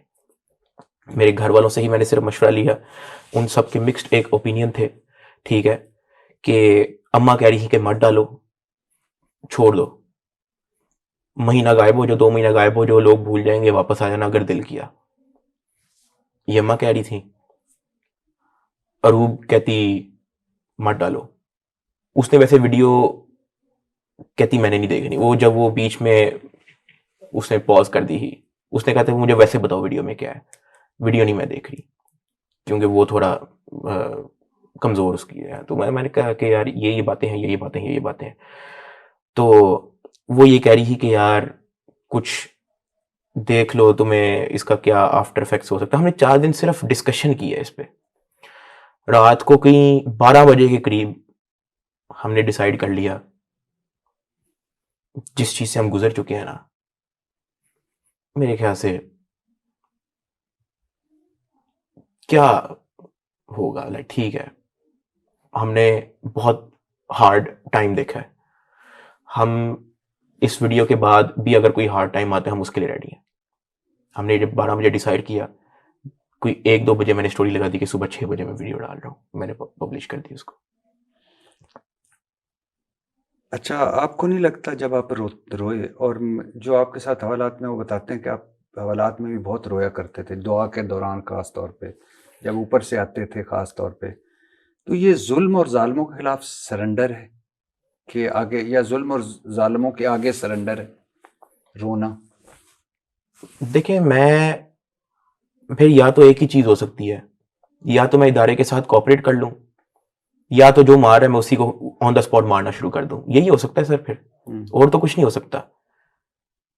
और मैं मार भी दूं, मतलब मैं कोई कमजोर तो नहीं हूं यार, मैं अच्छा खासा एथलेटिक हूं, मैं वेट गेन होने के बाद भी मेरे से आप 50 पुशअप्स लगवा लें, कोई मसला नहीं है। बट फिर या तो मैं फिर ये चीज बाहर आएगी कि जी डकी ने हाथापाई शुरू कर दी, या तो वो ये चीज बाहर आएगी कि हाँ जी कॉपरेट करें, मतलब बंदा जाए कहाँ। मेरा ये बल्कि सवाल है सबसे कि इन इदारों में कैमरे क्यों नहीं है। आप मेरे से मिलने एडिशनल डायरेक्टर रूम है, वहां पे भी कैमरे नहीं है, वहां पे किसकी क्या प्राइवेसी है? होना चाहिए कैमरा। जो ऊपर तफ्तीशी रूम है वहां पे भी कैमरा नहीं है, जहां पे डिप्टी डायरेक्टर का रूम है वहां पे भी कैमरा नहीं है, जो किचन है वहां पे भी कैमरा नहीं है, फोरेंसिक लैब में कैमरा नहीं है, आगे जहां FIR करती है वहां पे कैमरा नहीं है। क्यों नहीं है? क्योंकि वहां पे सुबह शाम मारकुटाई होती है, ज़्यादतियाँ होती हैं, पैसों का लेन देन होता है, फॉल्सली बयानात लिखवाए जाते हैं, ज़बरदस्ती बयानात लिखवाए जाते हैं। तो अगेन या तो बंदा रो ले, बात वही आ गई, या तो बंदा रो के कहे कि यार ठीक है वक्त गुजारो जैसा भी है, या तो बंदा और क्या कर सकता है, कुछ भी नहीं। कैमरे, मेरी रिक्वेस्ट है जितने भी हैं जो इस चीज़ पे वर्क कर सकते हैं कि इन इदारों पे ऑडियो कैमरे लगवाएं। किसी की कोई प्राइवेसी वहाँ पे नहीं है, मतलब कि कोई किसी ने वहाँ पे कोई कपड़े चेंज तो नहीं करने, ठीक है, कि जी यहाँ पे कैमरा नहीं होना चाहिए। हमारे घर के टीवी लाउंजों में भी कैमरा है, ड्राइंग रूम में भी कैमरा है, हाँ बेडरूम में नहीं है, वॉशरूम में नहीं है। ये तो इन्वेस्टिगेशन रूम है, ताकि कल को कोई बंदा ये कि तो कह सके ना कि यार मेरे साथ वहां पे ये हुआ है, उस चीज का वो हो, रिकॉर्ड हो, ऑडियो के साथ भी होना चाहिए, वीडियो भी होनी चाहिए, जिसका डायरेक्ट एक्सेस मेरे ख्याल से प्राइम मिनिस्टर के पास होना चाहिए, ठीक है, हायर से हायर जितना जा सकता है उनके पास इनके डायरेक्ट एक्सेस होने चाहिए, जब जरूरत पड़ी वो अदालत में पेश होने चाहिए, ऐसा मुझे लगता है। वजीर आजम के पास तो पता नहीं हो ना हो, लेकिन कहीं ना कहीं रिकॉर्डिंग होनी चाहिए कि ताकि ये रिकॉर्डिंग अगर जरूरत पड़े तो पेश हो सके। हाँ जी। अच्छा, मैं अभी आपसे 2-3 सवाल हैं और फिर जो पैसों का लेन देन है वहाँ भी आता हूँ, और फिर ये भी पूछना है कि आपके सामने लोगों को किस तरह मारा जाता था, और वहाँ हमें बताया गया कि खास किस्म का छितर होता था, खास किस्म का पाइप होता था, खास किस्म की वो तारें होती थी जिनसे मारा जाता था। और मुझे उमर आदिल ने एक बार ये भी कहा कि जब डकी आपको बता रहा था कि ये बिल्कुल अच्छा सलूक है, मुझे बड़ा अच्छा तरीके से रखा हुआ है, ठीक हो रहा है, सारा हो रहा है, तो उस वक्त अगर आप उसकी कमीज उठाते तो वो बैंगन की तरह होती। तो कभी आपकी कमर ऐसे हुई है कि जिसमें उस टाइम जब आप आए थे उस टाइम तो नहीं थी, ये आप कह लें कि उमर आदिल साहब के ही टाइम की बात है। तो अब क्योंकि वहाँ पे कोई शीशा तो था नहीं, तो मैंने नहीं देखा कि वो किस तरह की थी। तो उमर आदिल साहब ने, जब मैं आया, वो तेल शेल लगाया था। हाँ, उमर आदिल ने पॉलीफैक्स लगाई थी और वैज़लिन लगाई थी मेरी कमर पे। हाँ, फिर उसने तो देखी होगी। उसने देखी थी, तो वो जैसे बयान कर रहे हैं वैसी होगी, मैंने अपनी आंखों से नहीं देखी। और ये जाहिर है मार के बाद होगी, वैसे तो नहीं, एलर्जी से तो नहीं हुई ना? जी जी। अच्छा, ये अंदर हैं जी, आप और अरूब बाहर हैं, फाइट कर रहे हैं जी, क्या क्या मरहले आए इसमें, और क्या क्या दिलचस्प मरहले, क्या क्या खतरनाक मरहले, और क्या क्या फेस करना पड़ा? इसमें ऐसा था कि जब हमें इतला मिली कि साद अरेस्ट हो गए हैं, उसके बाद ज़ाहिर है घर में एक पैनिक का माहौल था, और अगला दिन इतवार था और सुबह 7 को उन्होंने कोर्ट में पेश करते थे। तब तक हमें क्रिस्टल क्लियर ये नहीं पता था कि मामला है क्या। वो अलग अलग कॉल्स आ रही हैं, वो लोग बता रहे हैं ये फलाना मामला है, इसने किसी के वो पैसे चुराए हैं, इसने किसी का ये कर दिया वो कर दिया। तो अच्छा, यानी आपको फोन आ रहे हैं कि इसने पैसे चुराए हैं? सर जी, रेप केस भी आ गया था एक, तो रेप एक बंदा कहता है रेप का मामला है, मैंने कहा हाँ जी। तो इस तरह के ना फिर कॉल्स वगैरह लोग कर रहे थे बहुत ज़्यादा, तो हम पैनिक में एक मसला समझ नहीं आ रहा। तो अगले दिन जो जैन कुरैशी साहब थे उन्होंने फिर ज़रा बताया कि क्या है, और ड्यूटी जज थे मौजूद, उन्होंने 2 दिन का रिमांड दे दिया। वो हमारा 2 दिन का सुन के ही हमारा हो गया कि ये 2 दिन मजीद उनके पास रहेगा, क्योंकि हमारे एक्सपीरियंस में ऐसी चीज़ नहीं है कि एक हमारा जो बंदा है, हमारा कोई रिश्तेदार है, कोई एक दिन के लिए भी बंदा किसी कस्टडी में हो। हमें ये चीज़ बिल्कुल अनएक्सेप्टेबल थी। और लेकिन कहाँ ये 2 दिन पे पैनिक और कहाँ 100 दिन। तो बीच में अब ये था कि आगे आगे बहुत से लोग इसमें शामिल हुए, बहुत से लोग फिर हमने खुद फिल्टर आउट किए, खुद उनको रीच आउट करके। बहुत सारे लोग ऐसे भी थे, मैंने सुना है, कि जिन्होंने आपसे राब्ता किया कि कोई पैसे पूसे दो, ताकि बिल्कुल बिल्कुल ये बहुत सारे लोग थे। ये क्या काफ़ी मुख्तलिफ पार्टीज थी इसमें, और उन्होंने वो रीच आउट करते थे, किसी के थ्रू रीच आउट करते थे, कुछ हमारे सर्कल के ही होते थे, तो वो पैगाम पहुंचाना कि ऐसे ये फलाना बंदा आपसे मीटिंग करना चाह रहा है। और मैं उनसे पूछ रहा था क्या मकसद है उनका, वो कहते थे यही कि पैसों के बगैर नहीं हल होगा। एक तो जनरल अंडरस्टैंडिंग जो शुरू में हमें लोग मशवरे देते थे, ये साथ के दोस्तों में से भी, या सब लोग यही कहते थे कि आपका मसला पैसे दिए बगैर हल कभी भी नहीं हो सकता, कोई चांस ही नहीं है। ये साथ के ऊपर ये भी प्लान कर रहे हैं, ये उसको 10 साल सुनाने लगे हैं, ये इसको पता नहीं क्या करने लगे हैं। तो इसके एसेट सारे लेने लगे हैं, ये घर लेने लगे हैं, गाड़ी लेने लगे हैं, सब कुछ लेने लगे हैं इसका ना। तो फिर हम जाहिर है कि एक हम उसमें आते थे कि अच्छा, उसके पीछे का जिस तरह वो कह रहे हैं ना कि हमें उनका मकसद नहीं पता, मुझे कहीं ना कहीं मतलब आप ऐसा समझे, क्योंकि मेरे पास तो टाइम बहुत ज़्यादा था ना बैठ के दीवार देख के सोचने का, तो मुझे भी इसी तरह का एक बंदा लड़ गया, कहता कि ये आपके साथ ये कर देंगे, आपको 7-7 साल अंदर रखेंगे और आपके जो है वो सारे एसेट सीज हो जाएंगे, आपकी गाड़ियां बंद हो जाएंगी, आपके बैंक सारे ब्लॉक हो जाएंगे, सब कुछ आपका जीरो हो जाएगा और ये पैसे दिए बगैर आपका मसला हल नहीं होना, ठीक है। अच्छा, बाद में मैंने कहा यार ये बिल्कुल मतलब उस तरह की बातें कर रहा है जैसे पता नहीं इसको आईओ ने ही भेजा है। मुझे ऐसा लगा, मैंने कहा यार तो बातें इस तरह की कर रहे हैं जैसे आईओ ने भेजा है। सर बाद में मुझे कुछ टाइम के बाद पता लगा कि उस लड़के का कोई कॉल सेंटर है, वो उनको मंथली इनको पैसे देता है और ये वहां पे इनको कमिट करके आया कि यार मैं आपको करवा दूंगा, ठीक है, एक अपने नंबर बनवाने के लिए कि ताकि उसका इदारे के साथ यस रहे, पैसे मेरे से लेंगे और ओके जो है वो इसकी कॉल सेंटर वाले लड़के की रहे। इस तरह की भी लोग हमें लड़ रहे हैं। अच्छा, तो फिर हमने क्या किया कि मैंने थोड़ा सा सोचा इस बारे में।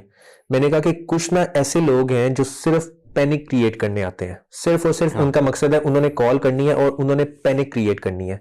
लेट सपोज पर्सन ए है और पर्सन बी है। अभी मुझे पर्सन ए की कॉल आ रही है कि ये पर्सन बी जो है ना ये आपका दुश्मन है, ये साथ का भी दुश्मन है, ठीक है, और इसके साथ ना इन्वॉल्व होना, ये आपका केस खराब कर देगा। अभी पर्सन ए के साथ कॉल होते हुए पर्सन बी की कॉल आती है, मैं उठाता हूँ, वो मुझे कहता है कि यार ये जो पर्सन ए है ना ये आपका दुश्मन है, ये साथ का दुश्मन है, ये आपका केस खराब करेगा। फिर मैंने सोचा, मैंने दोनों को मैसेज एक ही तरह का मैसेज लिखा। मैंने कहा कि भाई ना आपकी कॉल आए ना आपका मैसेज आए, कोई बिल्कुल इनको फिल्टर, इनका मकसद ये था सिर्फ पैनिक डालना। कॉल्स कह रहे हैं कि आपकी भाभी को उठा लेंगे, ये तो रूप को उठा आज रात उठाने आ रहे हैं, आपको ये कर देंगे, आपके फादर को उठा लेंगे, यूं यूं यूं इस तरह की बातें करें। मैंने कहा कि बिल्कुल रिलैक्स रहें, ठीक है, इन लोगों को सबसे पहले ना आउट कर दें। फिर बहुत वो 20-25 इस तरह के लोग थे, सबको फिल्टर आउट करते करते हम एक छोटे, ताकि हमारे लिए आसान हो, मेरे लिए, अम्मा के लिए, अरूब के लिए आसान हो कि हम एक पेज पे रहें। तो वो फिर सक्सेसफुल रहा और हम कानूनी तौर पे इस चीज़ को लेकर चले कि जैसे साहब ने अपना सारा बयान किया कि जुडिशियल होने तक क्या क्या चलता रहा। एक घर, एक दो जगह पे तो आप गए भी ना? जी जी, उन्होंने बड़े बड़े महलनुमा घर में बुलाया था। बिल्कुल। ये वो टाइम था जब मैं बिग ब्रदर के साथ इन्वॉल्व हो चुका था। बिग ब्रदर कौन है वैसे? ये इरशाद भाई जानते हैं आप बिग ब्रदर? बड़ा भाई। बड़ा भाई। बड़ा भाई, जी हाँ जी। हम सारों का बड़ा भाई जी। वैसे एक बात बताऊं, यकीन करें, बिग ब्रदर तो साइड पे रखें, ये इन लोगों की बदनसीबी थी, ये जो अभी जेलों में हैं एनसीसीआई के अफसर, कि इन्होंने एमआई का नाम लिया, फौज को अब बदनाम किया। और मैं इस सारे केस में भी बहुत सारी चीज़ें हैं जो मैं अभी इन्वेस्टिगेट कर रहा हूँ या वहाँ तक पहुँच रहा हूँ या लोगों से मिल रहा हूँ, लेकिन एमआई और फौज का शुक्रिया अदा करना चाहता हूँ मैं इस मामले में कि कमाल कर दिया उन्होंने। और इतनी बड़ी सफाई, ये भल सफाई है एक तरह से, वो खाले नहीं होते जो सफाई करते हैं, कचरा, इतना बड़ा कचरा फंसा हुआ था, तो कमाल किया उन्होंने और कमाल की इन्वेस्टिगेशन की, कमाल। और पता नहीं कितने लोगों को मज़ीद रुसवा होने से, नंगा होने से, तशद्दुद होने से या उनके घरों के बेडरूमों तक जाने से बचा लिया इन्होंने। अच्छा, बिग ब्रदर कौन है वैसे? यही जो हमारे दोस्त। अच्छा, फिर अब जब साद ने अपनी जैसे वीडियो में बताया था कि मुझे जब मैं फैमिली से जेल में मिला तो मुझे पता चल गया था कि जो बिग ब्रदर हैं वो मेरी फैमिली से मिल चुके हैं। और उस दिन के बाद से 2 महीने जो अगले थे, उस दौरान एक एक दिन हम उनके साथ ऑन बोर्ड थे। तो चूंकि मैन टू मैन ज़रा उनके साथ था, तो वो उनका राब्ता जो मेरे साथ रहता था ना, वो जब हमारी तरफ पहली दफ़ा आए थे तो उन्होंने अपना बताया सब कुछ कि ये सब कुछ है और मेरी साथ से बात हो चुकी है इस हवाले से हर चीज़, तो आप मुझे तमाम एविडेंसेस दो कि आप लोगों ने अभी क्या क्या किया है, और सारी इन्फॉर्मेशन उन्होंने ली। अच्छा, अब हमारा पुराना एक्सपीरियंस ये था कि हर कोई बंदा आके हमें उलट पुलट कहानियां कर रहा है, तो फिर हमने भी एज अ फैमिली ज़रा उस मोमेंट में ज़रा सोचा कि ये भी कुछ ऐसा ना इस तरह से मसला ना हो जाए। लेकिन ये वो वाहिद बंदा था जिसने बोला था कि आपका मामला जो है उसका पैसों से कोई लेना देना नहीं है। उससे पहले 20, 25, 30 लोग जितने भी थे उन्होंने कहा था आपका पैसा, आपका जो मामला है ना वो पैसे दिए बगैर हल ही नहीं होना। ये वाहिद बंदा था, तो इसलिए हमने फिर उनकी सुनी और जो इन्फॉर्मेशन उनको चाहिए थी हमने उनको दे दी विद एवरी सिंगल प्रूफ, चाहे वो विजुअल प्रूफ हो, चाहे वो एनी सॉर्ट ऑफ प्रूफ हो। और उसके बाद मैंने भी कोशिश की उनके साथ मुकम्मल ताउन करूं, ताकि अगर मैं उनके साथ ताउन कर रहा हूं तो उनके लिए भी आसानी होगी, और उन्होंने भी मेरे साथ बहुत ज़्यादा ताउन किया। घर में आप एक ही घर में गए आप?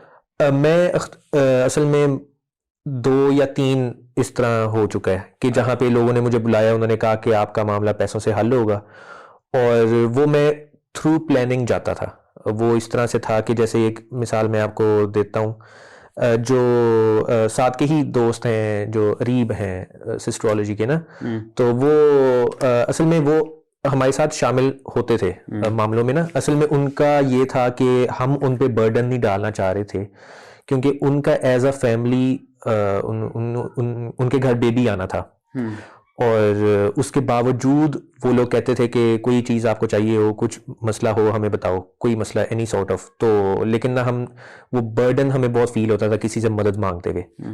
तो हमने कहा कि अभी फ़िलहाल ऑल ओके है, और साथ उनके ऊपर भी प्रेशर बहुत ज़्यादा था। उनको भी मुख्तलिफ ऐसे कॉल्स आती थी कि फ़लाँ हो जाएगा आपके साथ, फ़लाँ हो जाएगा, आपको उठा लेंगे, यूँ कर देंगे। एक बात बताएं, यहीं रुक के फिर आप उस घर की वो जो मालनुमा घर में गए आप, जी, आपके सारे अकाउंट्स फ्रीज हो चुके हैं जी, साद के, आपके, वालदा के, वालिद के, अरूब के, दादा के भी बताया आपको जी। तो खर्चा कैसे चलाते थे? खर्चा यूं था कि हमारे मामू इधर पाकिस्तान आए हुए थे, जिनसे 60 लाख लेके दिए जी।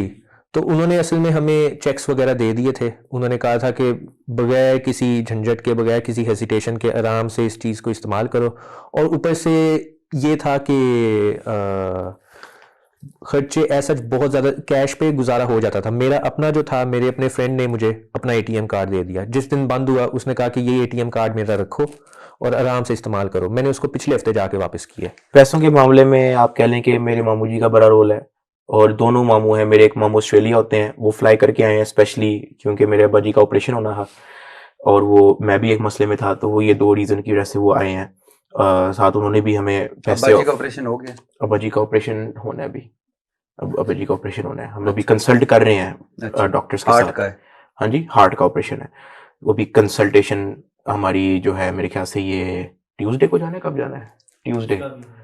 ट्यूसडे को जाना है हमने। अच्छा, आपको धमकियां क्या क्या दी गई? एक के अरूब को उठा लिया जाएगा जी, दूसरा आपके घर और आपकी गाड़ियां, एसेट्स वगैरह, फिजिकल एसेट्स हैं वो फ्रीज सारे कर दिए जाएंगे, एनसीसीआई वाले ले जाएंगे। जी। और फादर के हवाले से भी धमकी आई हुई कि आपके फादर को भी उठा लेंगे।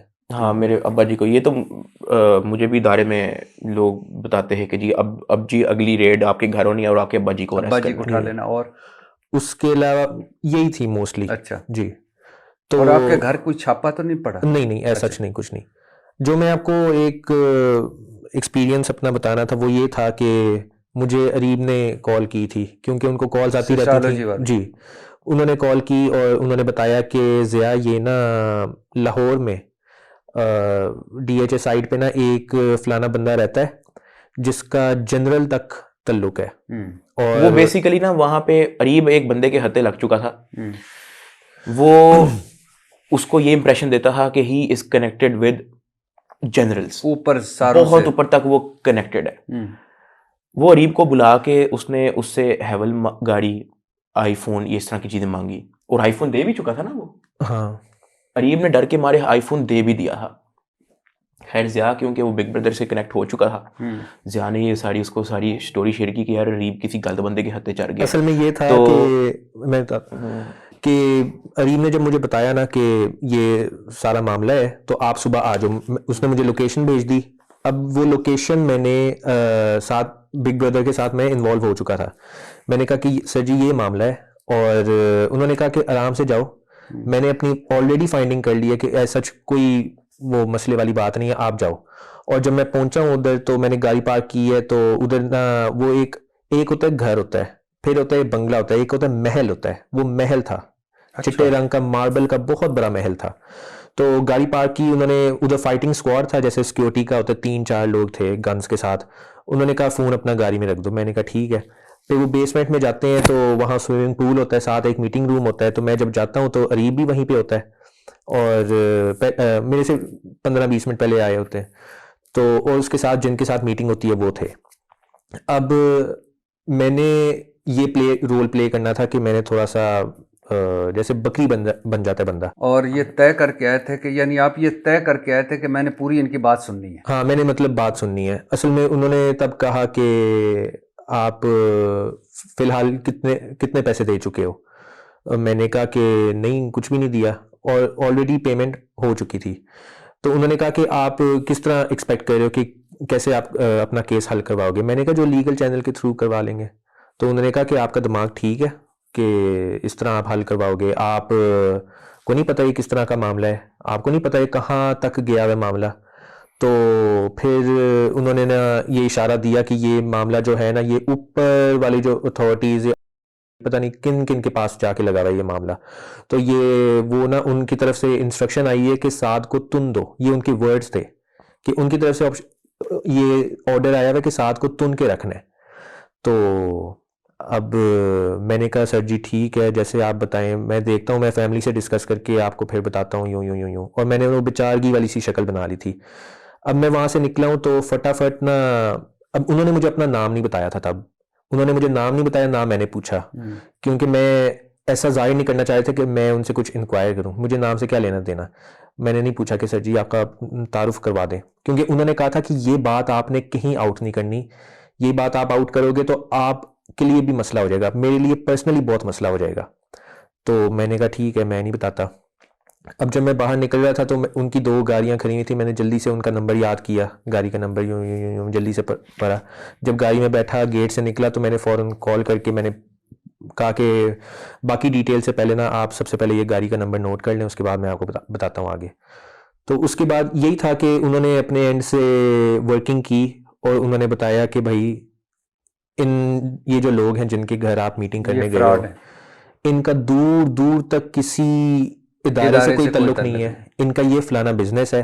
आप समझ ही जाओ कि इन्होंने इतना बड़ा ये जो महल है ये बना भी कैसे लिया। फिर मुझे समझ आई कि हाँ, इनका महल बन कैसे गया। इस तरह के लोग थे। और ये तो खैर एक वाकया है, फिर वो कुछ कभी कभी कॉल्स पे ही रब्ता कर लेते थे कि आप इधर आ जाओ, इधर आ जाओ, इधर आ जाओ। फिर आहिस्ता आहिस्ता मैं टाल नहीं लग गया। मैंने कहा कि अब मैंने किसी से नहीं मिलना, अब चीज़ों की समझ आने लग गई है, बंदा एक पेज पे रहे। और ये था कि जो मामला थे with in 2 months after connecting with big brother, वो ये थे कि उसमें गलती की गुंजाइश नहीं थी। तो इसलिए हमने ना बाकी लोगों से भी अपनी बातचीत बहुत कम कर दी थी। भूले से बंदा कुछ बोल जीरो ही देता कर है। दी। इवन मैंने भी कहा था कि यार आप सब लोगों को आउट कर दो।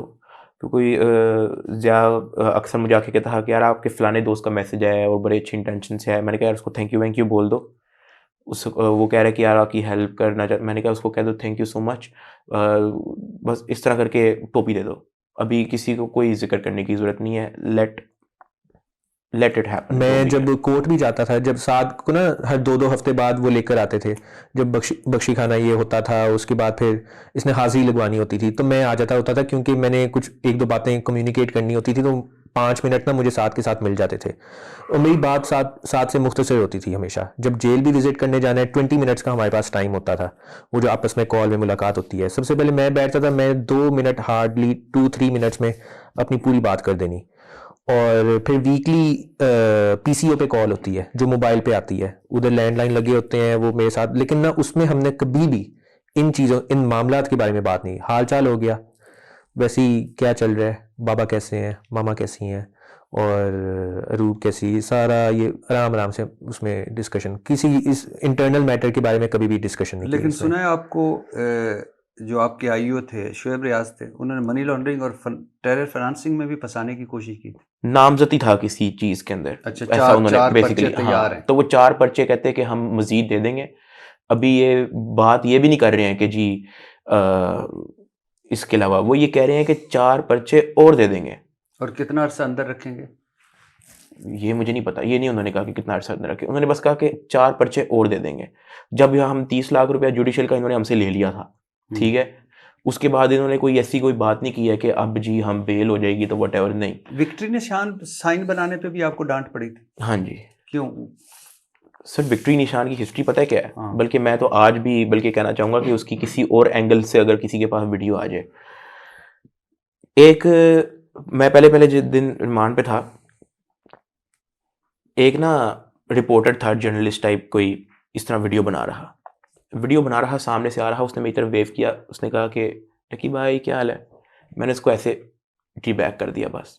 मैंने कोई विक्ट्री ऐसे हाथ ऊपर करके नहीं किया, या मैंने कोई नारा नहीं मारा है, ठीक है। मैंने सिर्फ उसको ऐसे कर दिया बिकॉज ही वॉज डूइंग ऐसे। मैंने उसको, वो मुझे ऐसे करता तो मैं उसको ऐसे कर देता, वो मुझे ऐसे करता तो मैं उसको ऐसे कर देता, ठीक है। तो उसने मुझे ऐसे किया तो मैंने उसको ऐसे कर दिया, दैट्स इट। आप उसके अंदर मेरे एक्सप्रेशन देख लें, कोई मैं स्माइल भी नहीं कर रहा हूँ उस तरह से, ठीक है। कैमरा था, उसके बाद कहता है ऐसे ऐसे, मैंने कहा ऐसे, दैट्स इट। अभी किसी के पास कोई दूसरा एंगल की अगर इसकी कोई वीडियो है तो ये प्लीज मुझे भेज दे। और जब आप एनसीसीआई पहुंचे तो क्या कहा इस? बस इस बात पे वो आकर गए कि ये विक्ट्री का निशान क्यों बनाया। मैंने कोई एज इट इज ये स्टोरी एक्सप्लेन की, लेकिन वो माने ही नहीं, डांटते गए।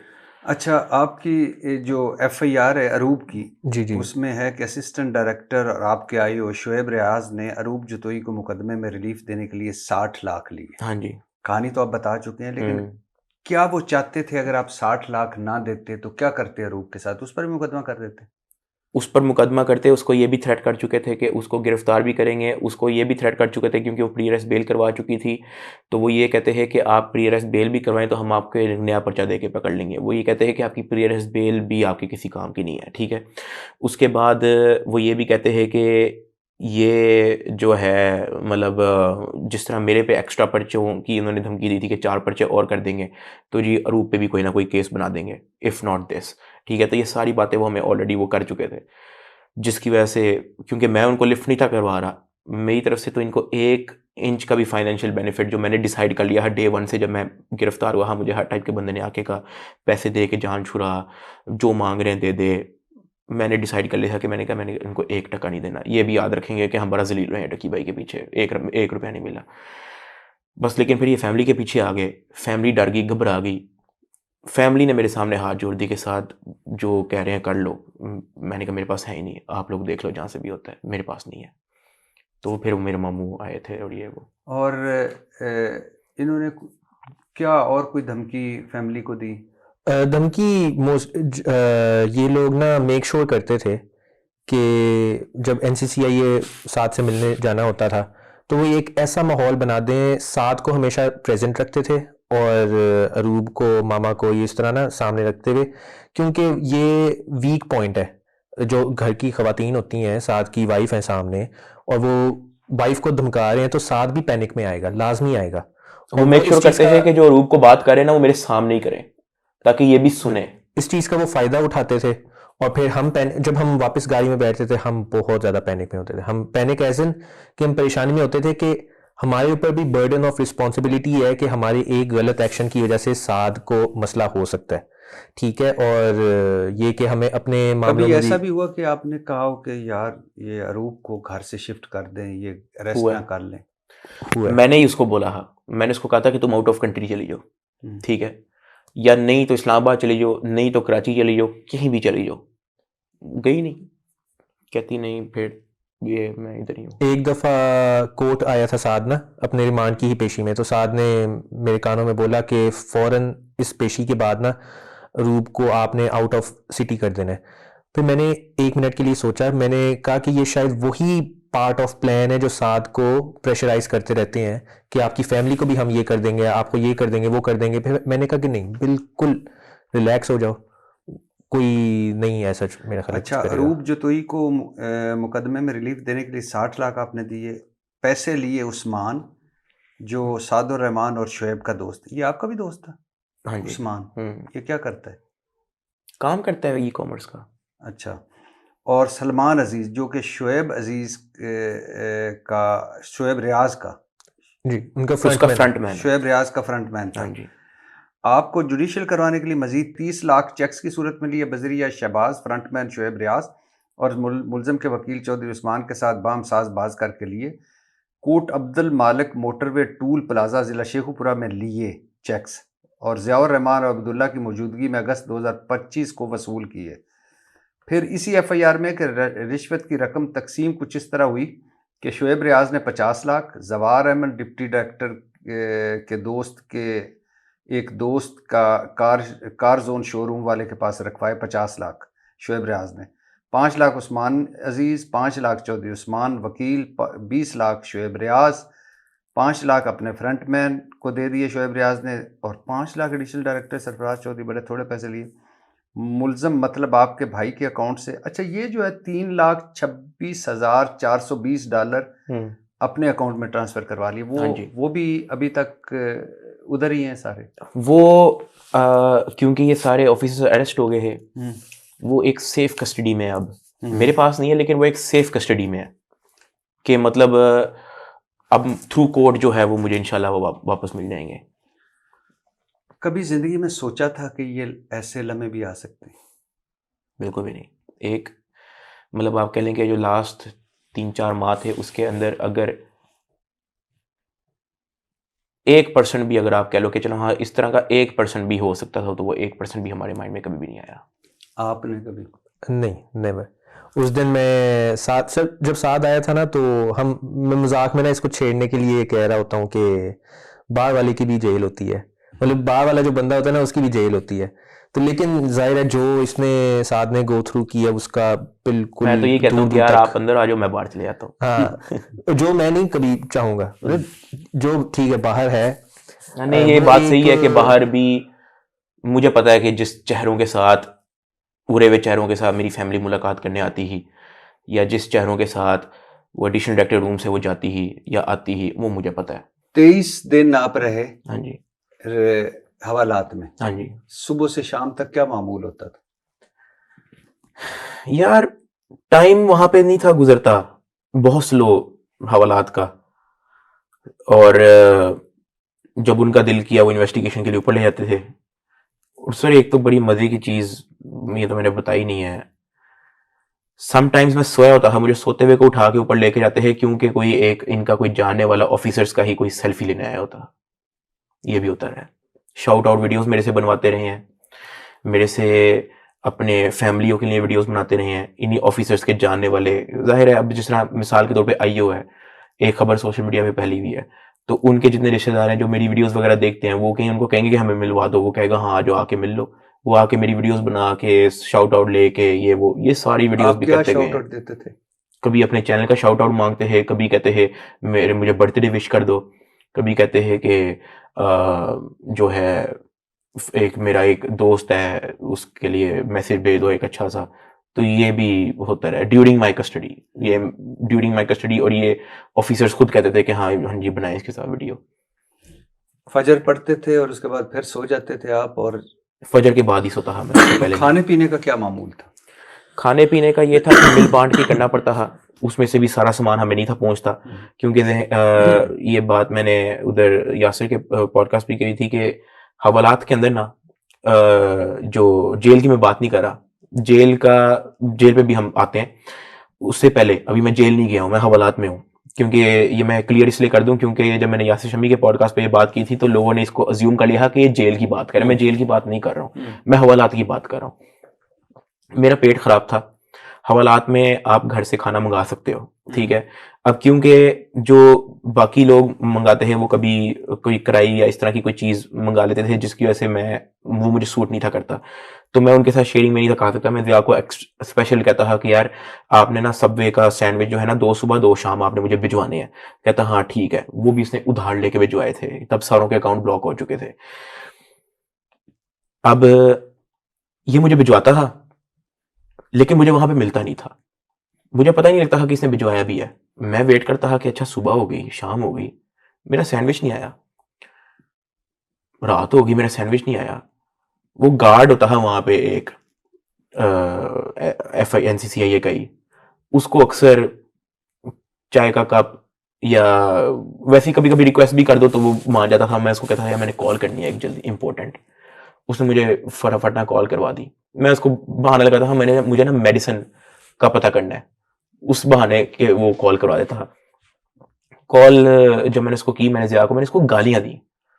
मैंने कहा यार आपने भूखा मारना है मुझे, किस तरह के बंदे हो भाई आप। कहता क्या हुआ है? कहता भाईजान आप कहा था कि आप मुझे सैंडविच मंगा दो एक अद्धा। तो कहता यार, इसने आगे से मुझे गालियां देनी शुरू कर दी। कहता भाई तू पागल है, तुझे सुबह भी भिजवाया है, शाम को भी भिजवाया है, ठीक है, अपना ये मेरे पास वो फूड पांडा पे पड़ा भी हुआ है कि रिसीव हुआ है। तो मैंने कहा अच्छा, तो ये कैसे हो सकता है?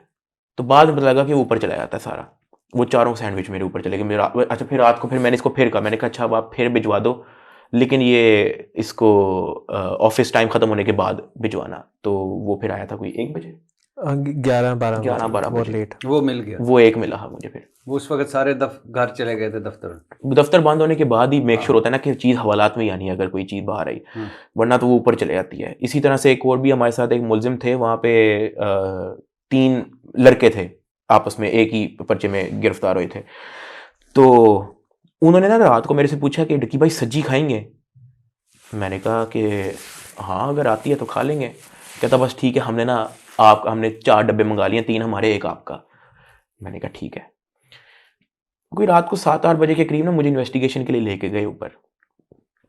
तो इन्वेस्टिगेशन के लिए लेके गए, इंटेरोगेशन हो रही, मेरी फ़ोन शोन चेक हो रहे। अब जब मुझे छोड़ना था ना, तो वो एक ना FIA का कॉरिडोर है ना, वहाँ पे लेफ्ट पे ना किचन आता है एक छोटा सा। तो वहाँ पे किचन में ना एक बंदा मिलने आया हुआ, शाउट आउट वीडियो बनवाने। तो मैंने उसको एक वीडियो भी बनवा दी। अब जब मैंने वीडियो बनवा दी, जब मैं जा रहा तो वहाँ पे एक ऑफिसर बैठा था, एक प्राइवेट बंदा बैठा हुआ था और एक बंदा बैठा था जो उनसे मिलने आया। जाते जाते उन्होंने कहा कि यार सज्जी खाते जाए। मैंने कहा कि नहीं कोई मसला नहीं है, मैंने खाया हुआ है। अब मैं नीचे चला गया तो 8 बज गया, 9 बज गया, 10 बज गया, 11 बज गया। वो लड़के भी इंतजार करे, सज्जी नहीं आई। 12 बज गया, सज्जी नहीं आई। मैंने कहा यार आपकी सज्जी, मैंने कहा यार 1 सेकेंड, मैं ऊपर था, आपने 4 डब्बे मंगाए? अच्छा उन्होंने मुझे नहीं था बताया, ये शुरू में जो मैंने कहा था ना कि हम 3 मंगा लेते हैं, उन्होंने मुझे नहीं था बताया कि 4 डब्बे हम टोटल मंगा रहे हैं। मैंने कहा 4 डब्बे तो नहीं थे आपके? कहता हाँ। मैंने कहा वो खा गए ऊपर, मुझे भी ऑफर हुई है। कहता नहीं यार। फिर उन्होंने गार्ड को कॉल लेके अपने भाई से कंफर्म किया, उसके भाई से मंगवाया था। तो उसके भाई ने कहा हाँ मैं तो भेज भी, कहता मैं तो शाम को 7 बजे भेज दी थी। मैंने कहा बस ठीक है, नहीं था किस बात में। शर्म करो जालिमों, खाने आप जुल्म आप करते रहे, पैसे आप लेते रहे, फैमिलियों को हरास आप करते रहे, इनके जो बाहर से खाने आते रहे वो आप खाते रहे। तुम्हारे दोज़ख मेरे ख्याल से कब्रों की मिट्टी से ही भरेंगे। अब जैसा जेल है ना। अच्छा अब आप 23 दिन एक बड़े क्राइसिस के बाद बड़ी खुशी हुई थी उस दिन कि इधर से जान छूटी है, मैं जेल जा रहा हूं, कि एक नया वसवसा था, खौफ था? क्योंकि मेरे लिए तो यही था कि मैं जेल जा रहा हूँ और पता नहीं क्या क्या होगा। खौफ था। वहां सुना है कि सारा कुछ कपड़े उतार के वो तलाशी लेते हैं। तलाशी तो बहुत तगड़ी होती है उनकी। और कपड़े उतार के लेते हैं? कपड़े उतार के नहीं लेते, लेकिन हाथ मार के एक जगह, बाल, इवन आपका मुंह, ऐसे नहीं कि मुंह खोलो, आप मुंह खोल के कहते हो अच्छा ठीक है बंद कर दो, वो आपकी लिप्स ऊपर करके, आपके दांतों के बीच, आपकी जुबान लेफ्ट राइट, आपकी नाक के अंदर, आपके कान के अंदर, दे मेक श्योर कि कोई गलती से भी नहीं कुछ। और आपको कैसा लग रहा था जेल में दाखिल होते वक्त? डर लग रहा कि कोई कुछ कह ना दे। जेल में मुझे एक बार भी मार नहीं पड़ी, एक बार भी, किसी ने मजाक में भी नहीं मारा। जेल में पूरे 2.5 महीने मैं रहा हूं, किसी ने भी नहीं। आप पहले सुना चुके अपने व्लॉग में कि जाते ही आपने वो गर्मियां थी, कमीज उतारी, वो पानी की बोतल हाँ जी, उसके साथ ले। Day 1 को सोना बहुत मुश्किल था, 3 दिन तक जो है मैंने। और अकेले ही रहे आपके? ये मेरे लिए बड़ी सजा थी, मुझे उन्होंने अकेला ही बंद किया। क्यों? मैं उनका रिक्वेस्ट करता, कहता कि यार ये, वहां के इंचार्ज तो यही कहते थे कि इसमें आपका फायदा है, आपको बहुत सारे लोग जानते हैं, कोई नुकसान पहुंचा सकता है आपको। लेकिन मैं उनको कैसे समझाता कि यार मेरा कोई दुश्मन नहीं है इधर, मुझे घूमने दे। मैं था वहां पे एक सिक्योर्ड प्रेमिसेस के अंदर, और दरवाजा खोलते थे, चक्की का दरवाजा खोलते थे, हाँ, सुबह टाइम और शाम टाइम बंद कर देते थे। अब मैं वो वाली जेल में नहीं था जहां पे बाकी लोग रहते हैं, मैं एक और जगह था जिसको सिक्योरिटी वार्ड सी कहते हैं, वो एक सिक्योर्ड प्रेमिसेस है, इतनी ही जगह है, इस दीवार से उतनी दीवार तक, एक ड्राइंग रूम जितनी ना, एक जगह है, वहां पे सामने घास लगी हुई है और उसके सामने 4 चक्कियां लगी हुई हैं, चक्की बोले तो सेल। मैं उनसे रिक्वेस्ट करता था कि मुझे बाहर घूमने दें, कहते हैं कि नहीं, वो मैं मना किया है। जबकि वो ये आके कहते हैं कि ये आपका मतलब आपके लिए अच्छा है, लोग तो तरसते हैं कि हमें सिक्योरिटी वार्ड बंद कर दें, ठीक है। मैंने कहा यार मुझे मसला नहीं है, मुझे आपने नशेइयों में डाले, नशेइयों में डाल दो, मुझे बंदा चाहिए बात करने के लिए, ठीक है, क्योंकि मैं वो रात को असर मगरिब के बीच बीच बंद हो जाते थे हम। सर उस टाइम से लेके सुबह 6 बजे तक, समवेयर अराउंड 6 बजे खुलते हैं फजर के बाद, रोशनी जब आती ही, वो जिंदगी का सबसे मेरा मुश्किल टाइम था। जब आपकी चक्की खुल गई है दिन टाइम, तब चलो आप साथ वाली चक्की के साथ भी हल्की फुल्की गपशप लगा लेते थे, लेकिन वो जो रात का टाइम था ना, आप कह लो कि एक इतनी सी जगह है 6 टाइलों जितनी, और आप दीवार को देख के बस सोच ही सकते हो और क्या करो। कोई किताबें वगैरह नहीं पढ़ी या कोई अखबार आता था, मेरे साथ वाली चक्की में थे, उनका अखबार आता था दिन टाइम, वो पढ़ लेते हैं, रात टाइम उनसे मैं लेता था। और मैं अखबार इतना स्लो पढ़ता था ऑन पर्पस कि टाइम बस निकल जाए, और मैं वो वाली खबरें भी पढ़ता था जो मेरे मतलब की भी नहीं है। और तो जेल जो है ना, आप कह लें, हमारे पास अंगीठी भी थी एक, उधर सिक्योरिटी वार्ड में एक अंगीठी थी, कोयले लकड़ियां वगैरह जला के ना हम लोग अक्सर पानी गर्म कर लिया, आप कह लें कि चाय बना ली। कोई ऐसा लम्हा आया आपको हवालात में या जेल में कि आपको लगा कि बस अब तो मेरी जिंदगी इधर ही गुजरेगी?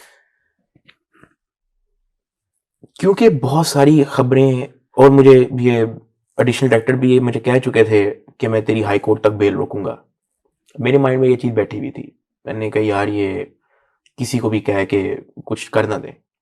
हम जब मिले इससे, इसने मुझे कहा था कि हम फैमिली गए हुए थे, तो ये कहता है कि मैंने तो साल का माइंड बनाया हुआ है। हाँ, क्योंकि जिस तरीके से मुझे भेजा गया है ना कि पता नहीं क्या क्या हो जाएगा अगर मैंने पैसे ना दिए।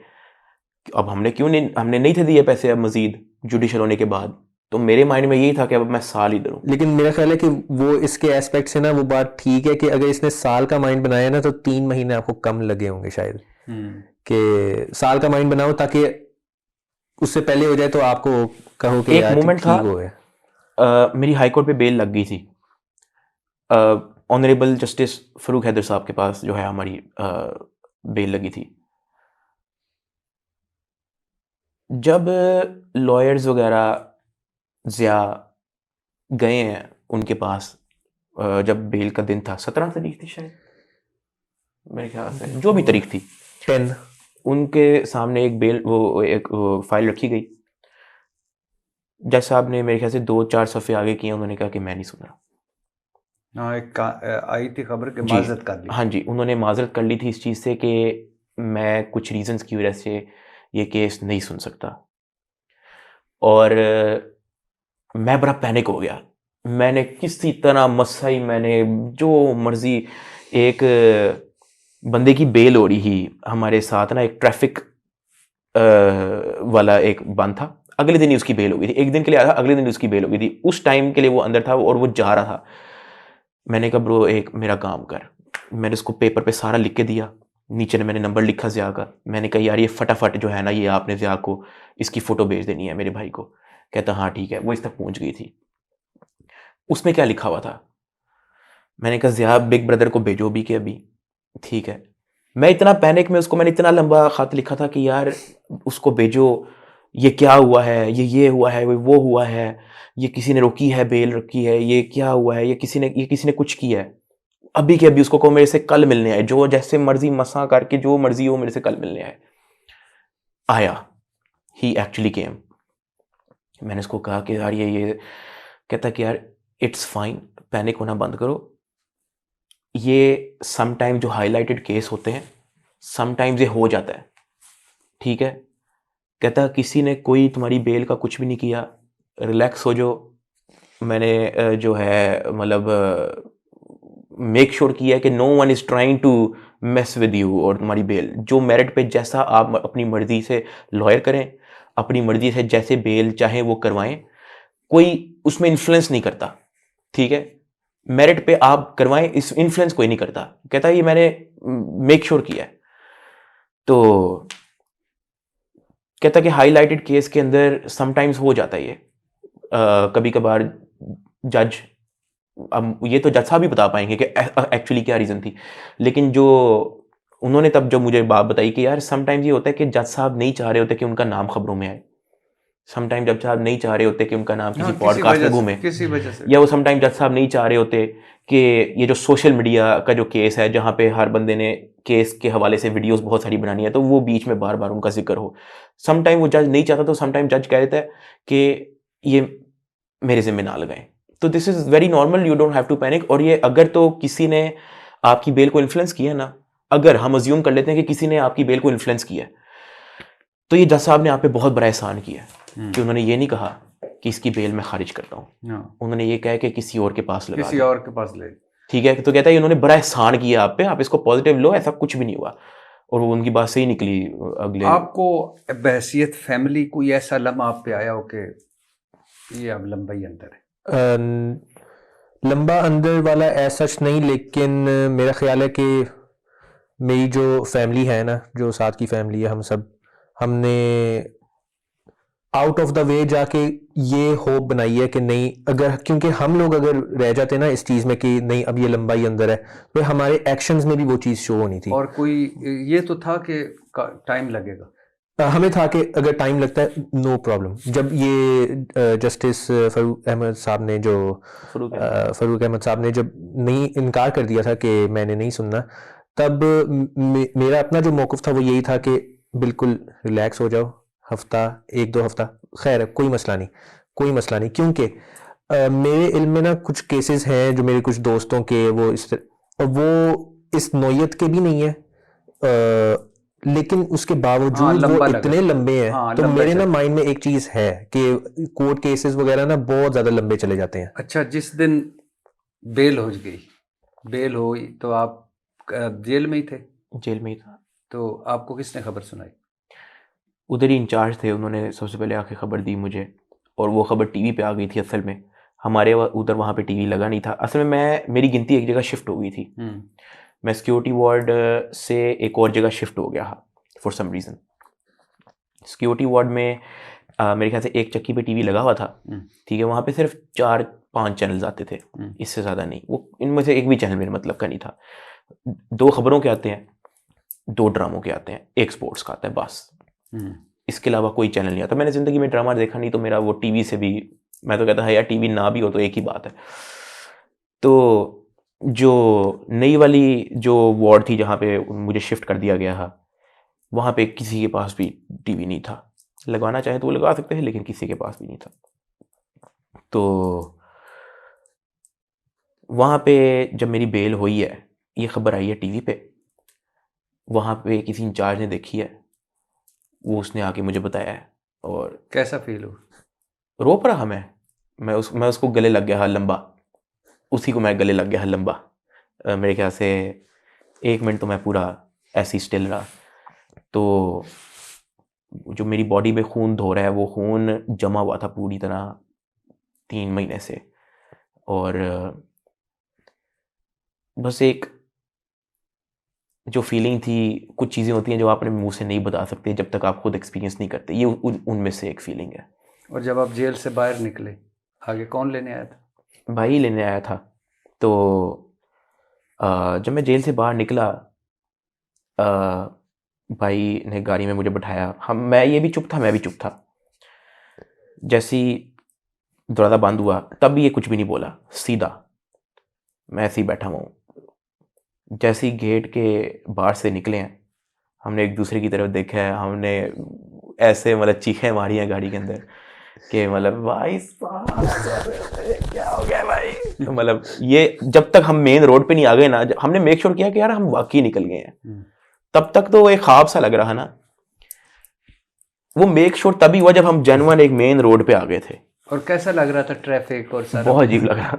ये जब ठोकर पहुंचे ना, क्योंकि इसका रास्ता वहां से इस तरह था ही नहीं, जब नहर है जो हमारी ये कनाल रोड है, तो ये कनाल रोड आया, ये कहते ये कौन सी जगह है? मैंने कहा यार आपको घर लेकर जा रहा हूँ, क्योंकि 3 महीने इसने वो ना रोड देखी नहीं थी। कहते ये कौन सा पुल है, ये कौन सी जगह? मैंने कहा यार मैं वो एक नक्शा भूल चुका था काफ़ी हद तक।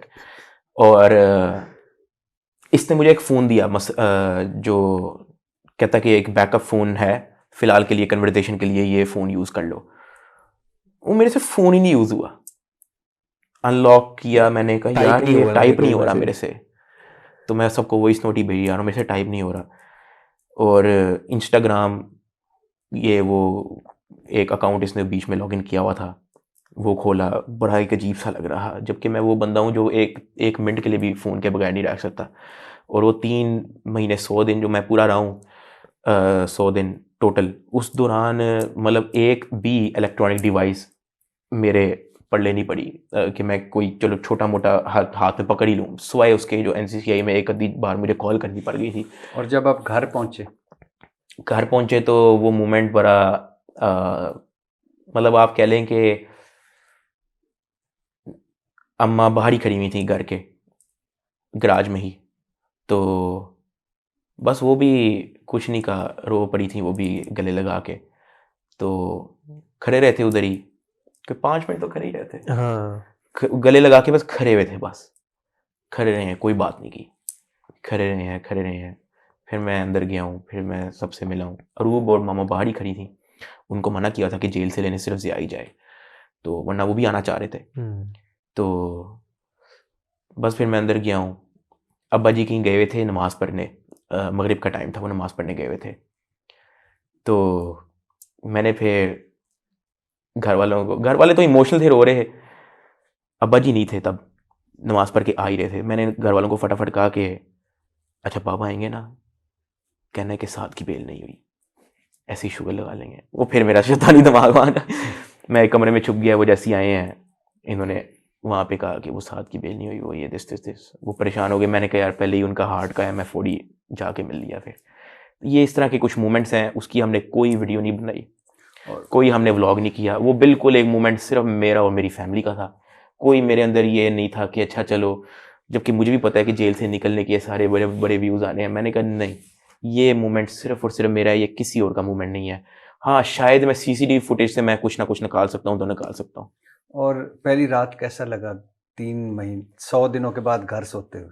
एक जो पहली चीज़ जो, जब मामा ने पूछा ना मेरे से कि क्या खाओगे, ये सिर्फ क्या खाओगे सुन के ही मतलब आप कह लें कि मैं एक उस जोन में चला गया था कि अच्छा मेरे पास ऑप्शन है कि क्या खाओगे, कि अब मैं उनको कह सकता हूँ कि मैंने ये नहीं ये खाना है, या ये नहीं ये खाना है।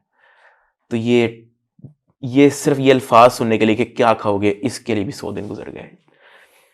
ये साद और रहमान डकी भाई हैं, और यकीन करें अभी तक वो फीलिंग्स, वो एहसासात, वो जज्बात, वो इमोशंस जो ज़िया ने इन 100 दिनों में देखे, जो डकी ने भुगते, जो फैमिली ने भुगते, बहुत सारी बातें ऐसी हैं कि जो बताई नहीं जा सकती। बहुत सारी बातें हैं, बड़े क्रिटिकल लम्हे हैं, और दरमियान में बड़ी दिलचस्प एक फिल्मी कहानी है, वो सुनाई नहीं जा सकती। लेकिन ये एक और है जुल्म की दास्तान NCCIA की। और मैं हैरान हूँ कि इस वक्त चीफ जस्टिस का आज खुद नोटिस ख़त्म हो चुका है। सुप्रीम कोर्ट तो वैसे ही मुक गई है, लेकिन चीफ जस्टिस का आज खुद नोटिस ख़त्म हो चुका है। लेकिन NCCI वाले आज इस वक्त चाहे कोई sub inspector, assistant director grade 15, 16, 17 का, तो मुझे रियासत की मुद्दत में पर्चा करके मुझे अरेस्ट कर सकता है और 3 महीने उस गंदी हवालात में रख सकता है। 3 महीने, जिसमें जानवर ना रखे जा सकें। बाहर दुनिया में देखें तो जहाँ कुत्ते और बिल्लियाँ रखी जाती हैं, उनके भी होते हैं कि पानी यहाँ हो, जगह बैठना हो, गर्म हो, ठंडा हो, फलाना हो। ये एज इट इज़ बात मेरे जो चक्की के साथ वाले थे उन्होंने मेरे से पूछी थी, कहते आपकी हवालात कैसी थी। मैंने कहा मेरा कुर्बानी का जानवर जो था ना, वो उससे बेहतर जगह पे रहता है। एज इट इज़, ये मैंने उसको एज इट इज़ सेम बात की थी। मैंने कहा आगे आप समझो, मतलब वो गोबर भी कर ले, जो मर्जी कर ले, वो स्टिल उससे बेहतर जगह पे है। और मुझे लगता है कि हम मिडिल क्लास लोग हैं, साद भी, मैं भी, ज़िया भी, और हमारा कसूर ये है कि हम मशहूर क्यों हो जाते हैं, हमारे पास पैसा क्यों आ जाता है। ये एलीट क्लास के पास पैसा होना चाहिए, मिडिल क्लास के पास नहीं होना चाहिए। और जब कोई मिडिल क्लास का ऊपर जाता है, हम कहानियां बड़ी सुनाते हैं, बिल गेट ट्रक ड्राइवर सी, क्या बिल गेट ड्रॉप आउट स्कूल सी, कॉलेज सी, इतनी तरक्की कर गया। यहाँ तरक्की जुर्म है, खुशहाली जुर्म है। इसलिए फिर गिद्धें आती हैं, चीलें आती हैं, वो आपको नोचती हैं। जैसे डकी को नोचा गया, जो ज़िया ने देखा, रूब ने देखा, फैमिली ने देखा, डॉक्टर उमर आदल है। इस तरह और बड़ी कहानियां आपको सुनवाऊंगा। ये एक NCCI है, एक है, कदम कदम पर इस तरह के खुले हुए हैं वो कसाई खाने। दुख और तकलीफ की बात है। मैं यकीन करें सारा कुछ बता नहीं सकता, ना ये सुना सकते ना मैं बता सकता हूँ। ये है मेरा प्यारा पाकिस्तान, इस्लामी जमहूरिया पाकिस्तान, जिसमें इस्लाम ढूंढ के दिखा दें, जमहूरियत ढूंढ के दिखा दें, पाकिज़गी ढूंढ के दिखा दें। बहुत शुक्रिया, आपसे मिलकर बड़ी खुशी हुई। इरशाद भाई, थैंक यू सो मच, आपने टाइम दिया।